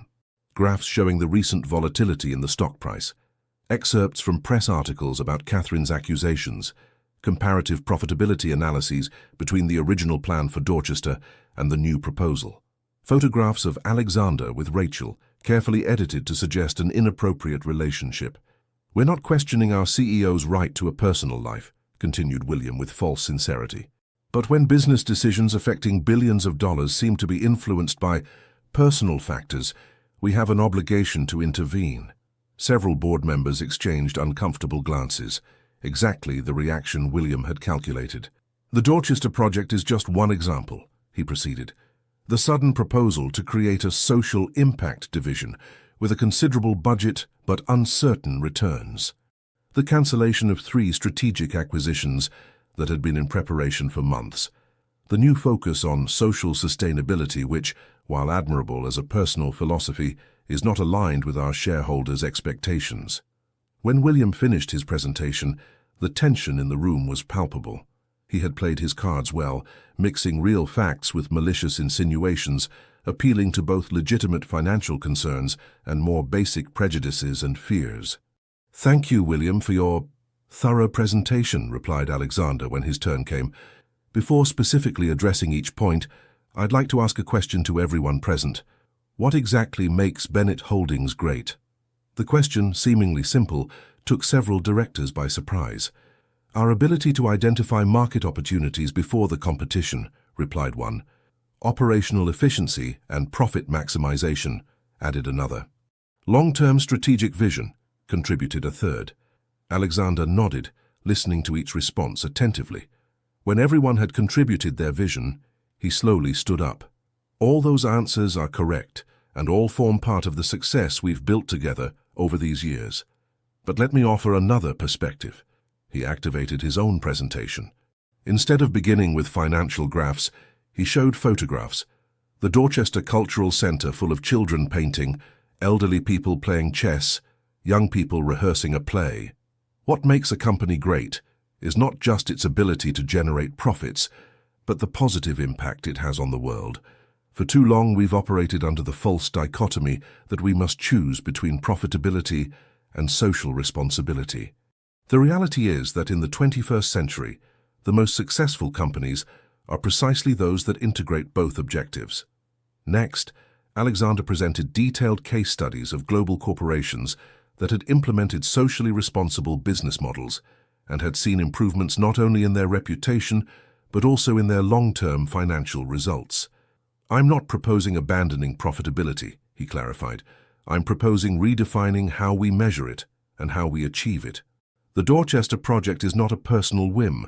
It's a laboratory for a new business approach that, according to all available data, represents the future of successful businesses." For the next hour, Alexander methodically rebutted each of the points presented by William, backing his arguments with concrete data, solid financial projections, and testimonials from experts in sustainable business development. Finally, he addressed the elephant in the room, his relationship with Rachel. "Yes, I've spent time in Dorchester, getting to know the people who would be affected by our corporate decisions. Yes, I've developed a friendship with Rachel Green, the coordinator of the Cultural Center, and yes, that experience has influenced my perspective, but not in the way William suggests." He showed a photograph of Lily's drawing, the imaginary community commercial center that the girl had painted for him. "This vision of an 8-year-old girl captures better than any corporate report what we're trying to build. A place where commerce and community coexist and strengthen each other. Is it less valid because it comes from a child and not from a consultant who charges thousands of dollars per hour? I would argue that it's more valuable precisely because of that." In concluding his presentation, Alexander looked directly at each board member. "You can vote to remove me as CEO. It's your right. But before doing so, ask yourselves, are you choosing the easy and familiar path, or are you willing to lead a new business era that others will eventually be forced to follow?" The silence that followed was dense, almost tangible. William was the first to break it. "Very inspiring, Alexander. You've always had a talent for speeches. But the facts remain the same. You've compromised profitable projects for personal reasons. You've diverted corporate resources towards initiatives of dubious return, and you're going through what any psychologist would classify as a midlife crisis, possibly exacerbated by your marital situation. Could we focus on business facts and leave out personal insinuations? Intervened Nathan, visibly annoyed. Personal facts are relevant when they affect business decisions, insisted William. And speaking of facts, there's something else the board should know before voting. William extracted a tablet from his briefcase and slid it toward the center of the table. This came into my hands this morning. They're emails between Alexander and Rachel Green that suggest a much more serious conflict of interest than we had anticipated. Alexander looked at the tablet with disbelief. That's impossible. I've never exchanged emails with Rachel. No, smiled William maliciously. Perhaps you should check your sent folder better, or perhaps someone has had access to your account. In any case, the emails exist, and their content is compromising, to say the least. Before Alexander could respond, the boardroom door opened. To the surprise of all present, Catherine entered with determined steps, impeccably dressed, and with an expression of cold determination. I apologize for the interruption, she said, though her tone suggested otherwise, but I believe I have relevant information for this meeting. William seemed momentarily disconcerted, as if Catherine's appearance hadn't been part of the plan. Catherine, this is a private board meeting, began Alexander, trying to maintain calm. I know perfectly well, she replied, and I know exactly what's at stake here. In fact, I know it better than anyone in this room. She headed toward the head of the table, where Alexander remained standing. Do you know why I'm here, Alexander? I imagine to support William's motion, he replied with resignation. No, said Catherine, surprising everyone. I'm here to tell the truth. The whole truth. She turned to the board. For the past 6 months, William Hughes and I have been working together to undermine Alexander's position as CEO. William provided me with internal information about projects and decisions, which I then used in my statements to the press and in my legal strategy for the divorce. A murmur of astonishment ran through the room. William turned visibly pale. Catherine, I don't know what you're trying to... he began, but she interrupted him. Save it, William. I have screenshots of all our conversations, including your plan to fabricate false emails between Alexander and that teacher. She took out her own phone and showed some images. I also have evidence that you've been manipulating financial data to make Alexander's new initiatives appear less profitable than they really are. The room fell into complete silence. William seemed to have physically shrunk in his seat. Why? Finally asked Alexander, looking at his wife with genuine perplexity.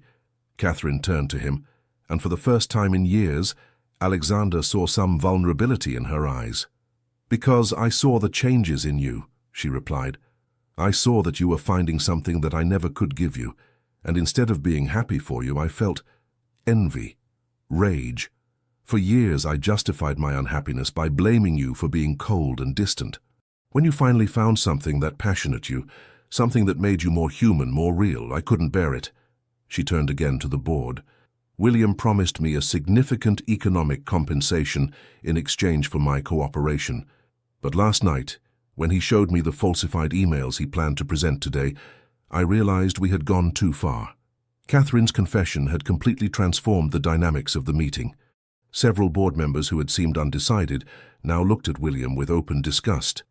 I propose we postpone the vote, suggested one of the most veteran directors.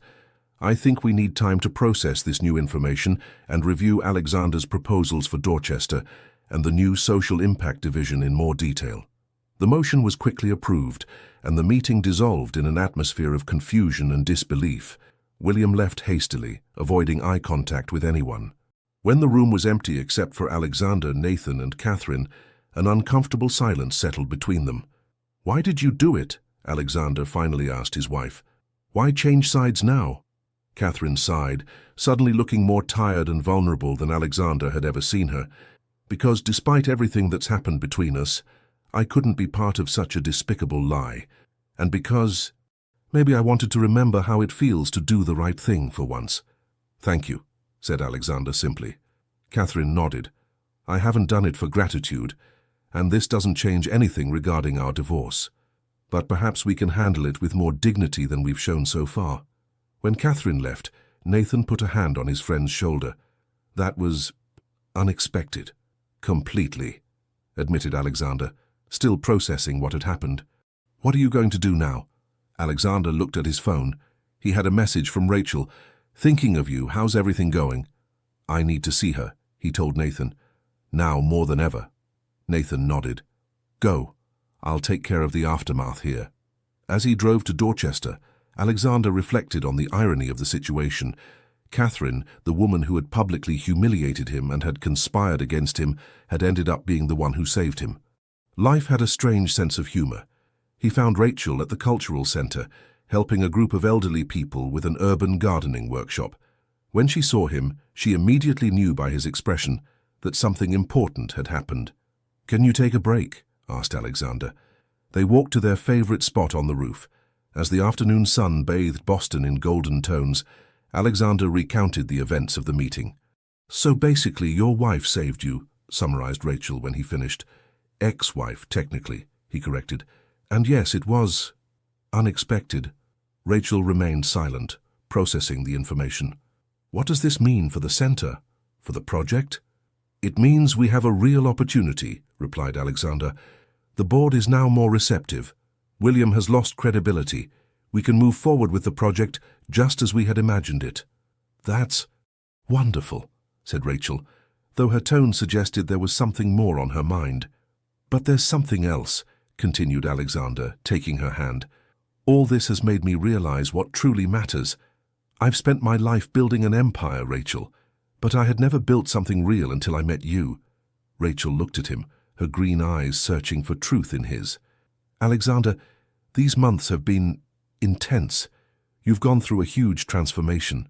How do you know it's real? That it's not just a reaction to your divorce, to the crisis in your company?" "Because I've never felt so much like myself," he replied honestly. "All my life I've played a role, that of the ruthless businessman. With you, with the children at the center, even with Raymond and his chess games. I'm simply Alexander, and I like that version of me much more." In response, Rachel slowly leaned in and kissed him. A soft, tentative kiss, but loaded with promise. "Let's take it step by step," she whispered. "You still have many battles ahead." "But now I know what I'm fighting for," replied Alexander, feeling that for the first time in his life, everything made perfect sense. The next 3 months were a whirlwind of activity. With William out of the company, he had discreetly resigned after the scandal, and the board now largely supporting his new initiatives, Alexander embarked on the ambitious task of transforming Bennett Holdings. The new social impact division began to evaluate all the company's projects from a new perspective. The plan for Dorchester was advancing, now with the direct participation of the community through a citizen committee in which Rachel played a fundamental role as a liaison. The divorce from Catherine was resolved in a surprisingly amicable manner. She received fair compensation, but without the disproportionate demands she had initially raised. "Perhaps we both needed this disaster to remember who we really were," she had said in their last meeting. The relationship between Alexander and Rachel flourished slowly, with the caution of two people who have learned to value the authentic over the hurried. He spent more and more time at the center and in Dorchester, gradually integrating into the community he had been about to destroy. "I never thought I'd see the great Alexander Bennett teaching math to teenagers," joked Rachel one afternoon, as she watched him help with an exam preparation workshop. "Nor did I think I'd enjoy it so much," admitted Alexander. "When I explain a concept and see how they understand it, it's a different satisfaction than closing $1 million deal." But not everything was success. Despite the board's official support, Alexander faced resistance within the company. Executives accustomed to the old methods constantly questioned the new approach. Some important shareholders, allies of William, had begun to sell their stakes, generating volatility in the stock price.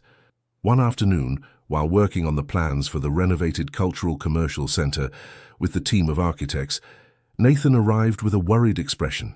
"We have a problem," he announced. "We've lost the Johnson contract." The Johnson contract was a real estate development project valued at $300 million that they had been negotiating for months. "What happened?" asked Alexander, though he intuited the answer. "They were explicit. They don't trust our new direction. They consider that our focus on social and environmental sustainability puts profitability at risk." It was a significant blow, not only financially, but also in terms of market perception. "How much does this affect us?" asked Rachel when the architects left. Enough to give us a difficult quarter, replied Alexander. It's not catastrophic, but it will send negative signals to the market. Do you regret it? She asked. All this change, risking everything. Alexander considered it honestly. No, he finally replied. We're building something with more solid foundations. It will take time for everyone to see it, but I'm convinced it's the right path. That night, in the intimacy of Rachel's apartment, where Alexander spent more and more time, they discussed the future. What if it doesn't work? She posed, curled up next to him on the small sofa. What if the market never accepts your new vision? If investors continue to abandon ship? Then I'll build something new, he replied with surprising serenity. Something smaller, perhaps, but more aligned with who I am now. Rachel studied him with curiosity. Who are you now, Alexander Bennett? Someone who finally understands that empty success is the greatest failure, he replied, kissing her forehead, and that there's no fortune worth a life without true love. The next morning, as Alexander prepared for an important presentation to international investors about the company's new direction, he received an unexpected call. It was an unknown number. Alexander Bennett, asked a deep voice on the other end. Yes, who's speaking? I'm James Thompson from Global Ethical Investments. Alexander knew the name. It was one of the largest sustainable investment funds in North America, specializing in companies with positive social impact. We've been following the changes in your company with interest, continued Thompson. We'd like to meet to discuss a possible significant participation. The news was exactly the boost they needed. An endorsement from Global Ethical would not only bring fresh capital, but also legitimacy to their new direction. Of course, replied Alexander, trying to contain his enthusiasm. It would be an honor. When he hung up, he immediately called Rachel. We have a potential investor, and not just any investor. His enthusiasm was contagious. Rachel laughed on the other end of the line. See? Good things come to those who do right, even if they take a while. It seems so, agreed Alexander. Dinner tonight to celebrate? I have a better idea, she replied. There's a community dinner at the center today. Everyone brings something to share. It would be a more authentic celebration. Perfect, accepted Alexander without hesitation. I'll stop by Antonio's bakery to buy bread. As he drove to the office, he reflected on how his priorities had changed. A year ago, the possibility of an important investor would have meant dinner at the best restaurant in Boston with $500 bottles of champagne. Now he genuinely preferred a community dinner where each person contributed what they could. It wasn't that he despised his old life or the comforts that wealth provided. He had simply discovered something more valuable, authentic connections, purpose, and the kind of happiness that money can't buy. But the shadows of the past had not yet finished pursuing him. What Alexander didn't know was that William Hughes had found a way to take revenge, and his plan would go into action precisely when everything seemed to be heading toward success. The meeting with Global Ethical Investments exceeded all expectations. James Thompson was impressed not only with the plans for the development of Dorchester, but with the entire new business philosophy that Alexander was implementing. It's exactly the kind of transformation we seek to support, declared Thompson at the end of the presentation. An established company that evolves toward a sustainable and socially responsible model without sacrificing financial viability. The preliminary agreement contemplated an investment of $200 million in exchange for a 15% stake in Bennett Holdings. More importantly, it included guarantees that the new direction would be maintained for at least 5 years. It's a vote of confidence in your vision, Alexander, added Thompson. We're not interested in quarterly profits. We seek positive long-term impact. That afternoon, Alexander drove to Dorchester with a feeling of contained triumph. The cultural center buzzed with activity as the community dinner was being prepared. Upon entering with his contribution, freshly baked bread from Antonio's bakery and several bottles of wine, he was greeted with warm welcomes from people who, just a few months ago, would have viewed his arrival with suspicion. Rachel coordinated the preparations with her usual warm efficiency. Seeing Alexander, her face lit up with a smile that he had come to treasure as his most valuable possession. From your face, I deduce the meeting went well, she said, approaching for a brief kiss. Better than well, confirmed Alexander. They're in. $200 million and guarantees that will maintain course. The news spread quickly among the centre's collaborators, adding an extra reason for celebration to the dinner. The tables were arranged in the courtyard, forming a large U where everyone could see each other and share. The food was simple but abundant: New England clam chowder, salads, homemade pies and desserts prepared by the children from the cooking workshop. As Alexander helped serve wine, Raymond approached with his characteristic mixture of frankness and wisdom. "So the King of Finance now serves wine in Dorchester," he commented with a smile. "Life takes curious turns." "And some turns lead us exactly where we needed to be," replied Alexander. Raymond studied him with his astute eyes. "Do you know what's most difficult for a powerful man? Not getting what he wants, but deciding what he really wants." Before Alexander could respond to that enigmatic observation, his phone vibrated. It was a message from Nathan. "Emergency. William leaked confidential information to the press. Explosive. Call me now." With a foreboding of imminent disaster, Alexander stepped aside to make the call. "What happened?" he asked without preambles. "William has provided the Boston Globe with internal documents suggesting that the real objective of the Dorchester project is a long-term real estate operation," explained Nathan. "According to the documents, we plan to earn the community's trust now, so that later, once all permits are obtained and neighborhood resistance reduced, we can gradually implement the original plan of complete demolition." Alexander felt the ground moving beneath his feet. "That's absurd. Such a plan never existed." "The documents seem authentic, Alexander. They have your digital signature. Falsified, obviously. That's what we claim, but the damage is already done. The article will be published tomorrow morning. It's already circulating among influencers and politicians. And the worst, Thompson has called. They've suspended the investment agreement until the situation is clarified." Alexander looked toward the community dinner, where Rachel laughed with the neighbors, oblivious to the storm that was approaching. "Nathan, do whatever is necessary to contain this. Hire the best legal team, prepare a statement, schedule interviews to deny it. I have to talk to Rachel." "Now? Shouldn't you come to the office to manage this crisis?" "The most important crisis is here," replied Alexander.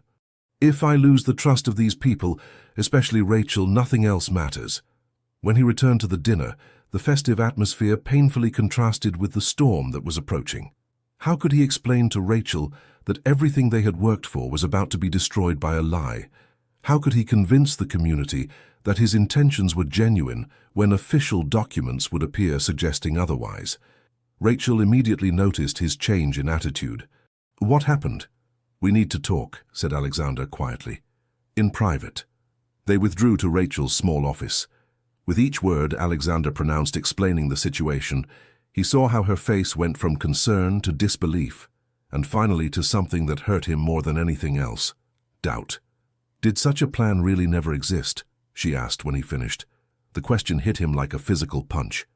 "Do you think I would lie about something like this? After everything we've shared?" Rachel closed her eyes for a moment, as if fighting an inner battle. "It's not that, Alexander. It's just that everything would fit so perfectly with what everyone feared from the beginning. The millionaire playing at being a good person until he gets what he wants." "But you know me," insisted Alexander, taking her hands. "You've seen me change. You've been part of that change." "Yes," admitted Rachel, "and I want to believe in you. I really want to." "But you have doubts," completed Alexander, gently releasing her hands. "I'm afraid," corrected Rachel. "Afraid of having built all this, my trust in you, our plans, our relationship, on something that could crumble." Alexander nodded slowly. "I understand. And I promise I'll prove those documents are false, that everything we've built is real, that I am real." When they returned to the dinner, the atmosphere had changed. Some attendees looked at their phones with worried expressions. The news was beginning to leak. "Something's happening," murmured Rachel. Indeed, Michael, the center's lawyer, approached with a tense face. "Rachel, there are rumors circulating about Bennett and a secret plan for Dorchester. It's everywhere." The evening that should have been a celebration quickly transformed into an impromptu assembly. The neighbors demanded answers, and Alexander found himself standing before the community, trying to defend his integrity against accusations based on documents he hadn't even seen. "I understand your concern," he said, with all the sincerity he was capable of. "But I give you my word that those supposed documents are false. My commitment to this center and this community is genuine." "Why should we believe you?" asked someone in the crowd. "You're a businessman. Lying is part of your job." The words hurt, but Alexander couldn't deny that until recently he himself would have considered manipulation an acceptable business tactic. "I'm not asking you to believe me just on my word," he replied. "I'm asking you to judge me by my actions, by what we've built together these months, and I promise I'll prove that those documents are a forgery created to sabotage everything we've achieved." The meeting ended without clear resolution. The community was divided. Some wanted to believe in Alexander, others saw their worst fears about him confirmed. Rachel accompanied him to the exit, both immersed in a silence loaded with uncertainty. "What are you going to do now?" she finally asked. "Fight," replied Alexander simply, "for the truth, for the center, for us. And if it's not enough?" The question hung in the night air. Alexander had no answer. For the first time in his adult life, he faced a problem that couldn't be solved with money, power, or influence. It was about something more fundamental: trust. And trust, once broken, was infinitely harder to rebuild than any building. The following days were a whirlwind of activity. Alexander dedicated all his resources to discrediting the false documents, forensic analyses of the digital signature, reconstruction of the project's real chronology, testimonies from all those involved in its development. Meanwhile, the damage spread like wildfire. Bennett Holdings shares fell 18% in 3 days. Thomson officially confirmed that Global Ethical was withdrawing its offer. Several important clients froze projects in development. The reputation that had taken decades to build was crumbling before his eyes. But the most painful blow was Rachel's distancing. Although she hadn't explicitly ended their relationship, doubt had created an invisible barrier between them.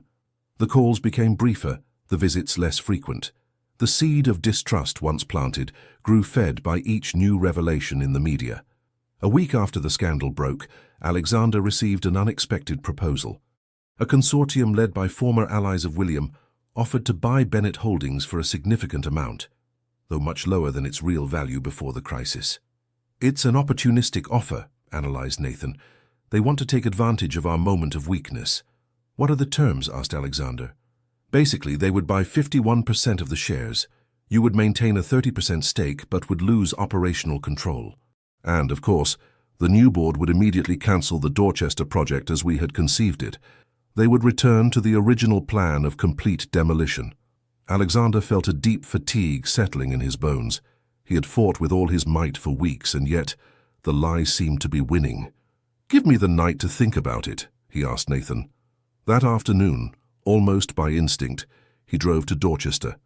Not to go to the cultural center, where his presence now generated uncomfortable looks, but to the small lookout where he had shared so many sunsets with Rachel. To his surprise, he found her there, contemplating the city that was beginning to light up under the twilight. "How did you know I would be here?" she asked when she saw him approach. "I didn't know," admitted Alexander. "I just needed to come." They sat in silence for several minutes, the tension between them mixing with the affection that, despite everything, remained present. "I've received an offer to sell the company," Alexander finally said. Rachel looked at him in surprise. "Will you accept it?" "I don't know. It would mean losing control, watching them destroy everything we've tried to build. The Dorchester project would go back to being what you feared from the beginning, a generic shopping mall that would sweep away the cultural center and the community fabric.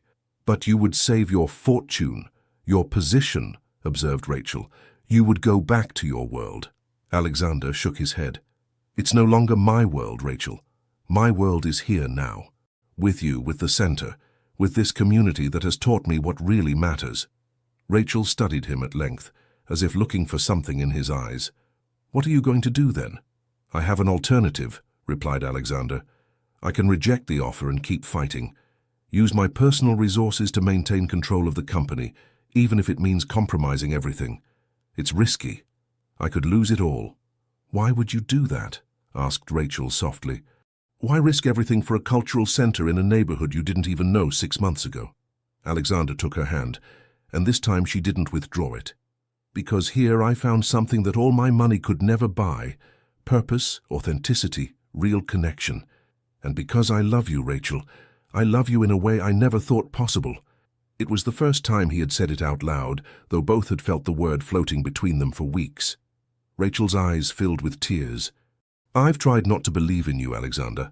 I've tried to protect myself, keep my distance, remind myself that you come from a world where words are tools, not truths." "I know," he replied, "and I don't blame you. But I ask you one thing. Judge me by what I do from now on, not by falsified documents or by who I was before I met you." Rachel closed her eyes for a moment, as if making an inner decision. When she opened them again, Alexander saw something he had feared he would never see again: trust. "Okay," she said simply. "Let's do it together." That night, embraced in Rachel's small apartment, they elaborated a plan. It wouldn't be easy. It would involve enormous risks, and success wasn't guaranteed. But they had something more powerful than guarantees. They had a shared purpose, and the strength that only true love can give. The next morning, Alexander summoned Nathan to his office. "I've made a decision," he announced. "I'm going to reject the buyout offer." Nathan nodded, not entirely surprised. "I knew you would say that. What's the plan?" "I'm going to sell the mansion, the penthouse in New York, the villa in the Hamptons, the art collection. Whatever is necessary to raise personal capital. We're going to launch a massive media counter-offensive proving the falsity of the documents. And we're going to accelerate the Dorchester project, not delay it. We'll show with actions, not words, what our true intentions are." Nathan whistled, impressed by the audacity of the plan. "It's risky, very risky." "I know," confirmed Alexander. "But for the first time in my life, I'm fighting for something that's truly worth losing everything for." 1 year later, Alexander contemplated the inauguration of the new Dorchester Cultural and Commercial Center from a discreet corner of the stage. The complex, an innovative fusion of community spaces, local shops and recreational areas, gleamed under the spring sun of Boston. The battle had been hard, with moments when defeat seemed inevitable. Selling his personal properties had provided the necessary capital to maintain control of Bennett Holdings, though he now lived in a modest apartment in Dorchester, a few blocks from Rachel's. The forensic investigation had finally proven the falsification of the documents, and William faced legal charges for corporate fraud. The recovery of public trust had been gradual, driven not by media campaigns, but by concrete actions. Total transparency in each phase of the project, community participation in all decisions, and social benefit programs implemented even before construction began. Rachel approached his side, radiant in a simple but elegant dress. As director of the cultural area of the new complex, she had been fundamental in every stage of development. "You seem thoughtful," she commented, intertwining her fingers with his. "I was remembering the path to get here," replied Alexander. "There were moments when it seemed impossible." "The best journeys always seem impossible until we complete them," philosophized Rachel. The ceremony began with speeches from local authorities and neighborhood representatives. When it was Alexander's turn, he advanced toward the microphone with the humility he had learned to value as much as determination. "Just over a year ago, I came to Dorchester for the first time, soaked by a storm, seeking refuge in the house of a stranger," he began, looking at Rachel with a smile. "I didn't know then that that night would change my life forever. Not only because I met the woman who today is my partner and my inspiration, but because I discovered a community that taught me the real meaning of success." His speech was brief but powerful, focused not on his personal achievements, but on the collective effort that had made the project possible. When he finished, the ovation was not for him but for everyone: the neighbors who had maintained faith, the workers who had built the complex, the small merchants who had bet on the new model. After cutting the inaugural ribbon, Alexander and Rachel toured the complex, greeting everyone. The cultural center, now 3 times larger than the original, buzzed with activity. The children's workshops, adult classes, spaces for the elderly. Everything they had dreamed of, materialized in modern but welcoming structures. In a corner of the central courtyard, they found Raymond playing chess with Lily, who at 9 had become a formidable opponent under the old man's tutelage. "Alexander, come see how I'm winning!" exclaimed the girl enthusiastically. Raymond feigned indignation. "These young people don't respect their elders. In my day, we let the elderly win out of courtesy. In your day, the dinosaurs hadn't gone extinct yet," replied Lily with implacable logic. Alexander laughed, feeling a simple and deep joy that no business acquisition had ever provided him. "May I play with the winner?" "Only if you promise not to let yourself lose," warned Lily seriously. "I hate when adults do that." "Word of honor," promised Alexander. As they watched the game, Rachel rested her head on Alexander's shoulder. "Do you miss your old life? The luxuries, the power, the adrenaline of big acquisitions?" Alexander considered the question honestly. "Sometimes I miss parts of it," he admitted. "The simplicity of measuring success just in numbers. The clarity of knowing exactly who were allies and enemies. But I wouldn't trade it for this, not for all the money in the world. Even knowing all you had to sacrifice." "I didn't sacrifice anything that really mattered," replied Alexander. "I just exchanged possessions for connections, appearances for authenticity, control for purpose." At that moment, Nathan approached with a tablet in hand. Despite the celebration, he remained the efficient financial director as always. "I hate to interrupt, but the first quarter data just arrived," he announced. "And they're surprising." He showed Alexander the screen. The numbers were unequivocal. Bennett Holdings had not only recovered from the crisis, but showed growth superior to that of previous years. The new focus on social and environmental sustainability was attracting clients, investors, and talent who valued something more than immediate profit. "It seems your crazy bet is working," commented Nathan with a smile. "It turns out that doing the right thing can also be profitable." "Who would have thought?" "She did," replied Alexander, pointing to Rachel. "She thought it from the beginning." When Nathan walked away, Rachel looked at Alexander with curiosity. "What are we going to do now? You've saved your company, transformed your business model, built the center. What's the next chapter?" Alexander took a small box from his pocket. "I was thinking of starting a new project, a long-term one, very long-term." Inside the box was a simple but beautiful ring with a green stone that recalled the color of Rachel's eyes. "It's not as ostentatious as the ones I used to give," said Alexander with a nervous smile, "but it comes with a more valuable promise, that of sharing all that I am, the good and the imperfect, with you if you accept me." Rachel's eyes filled with tears as she nodded, unable to speak for a moment. Finally, she found her voice. "On one condition." "Anything," replied Alexander. "That we never forget how we got here. That we always remember that true love is not a possession to accumulate, but a path to walk together each day." "Deal," agreed Alexander, sliding the ring onto her finger. As they kissed, surrounded by the community that had united them, Alexander Bennett finally understood the most valuable lesson of all. True wealth is not measured in what you have, but in what you are willing to give. And the price of true love, though it may demand everything, returns infinitely more than it asks. Like a distant echo, he remembered his mother's words. "A man is worth what his word is worth, not his bank account." Now, at last, he fully understood their meaning.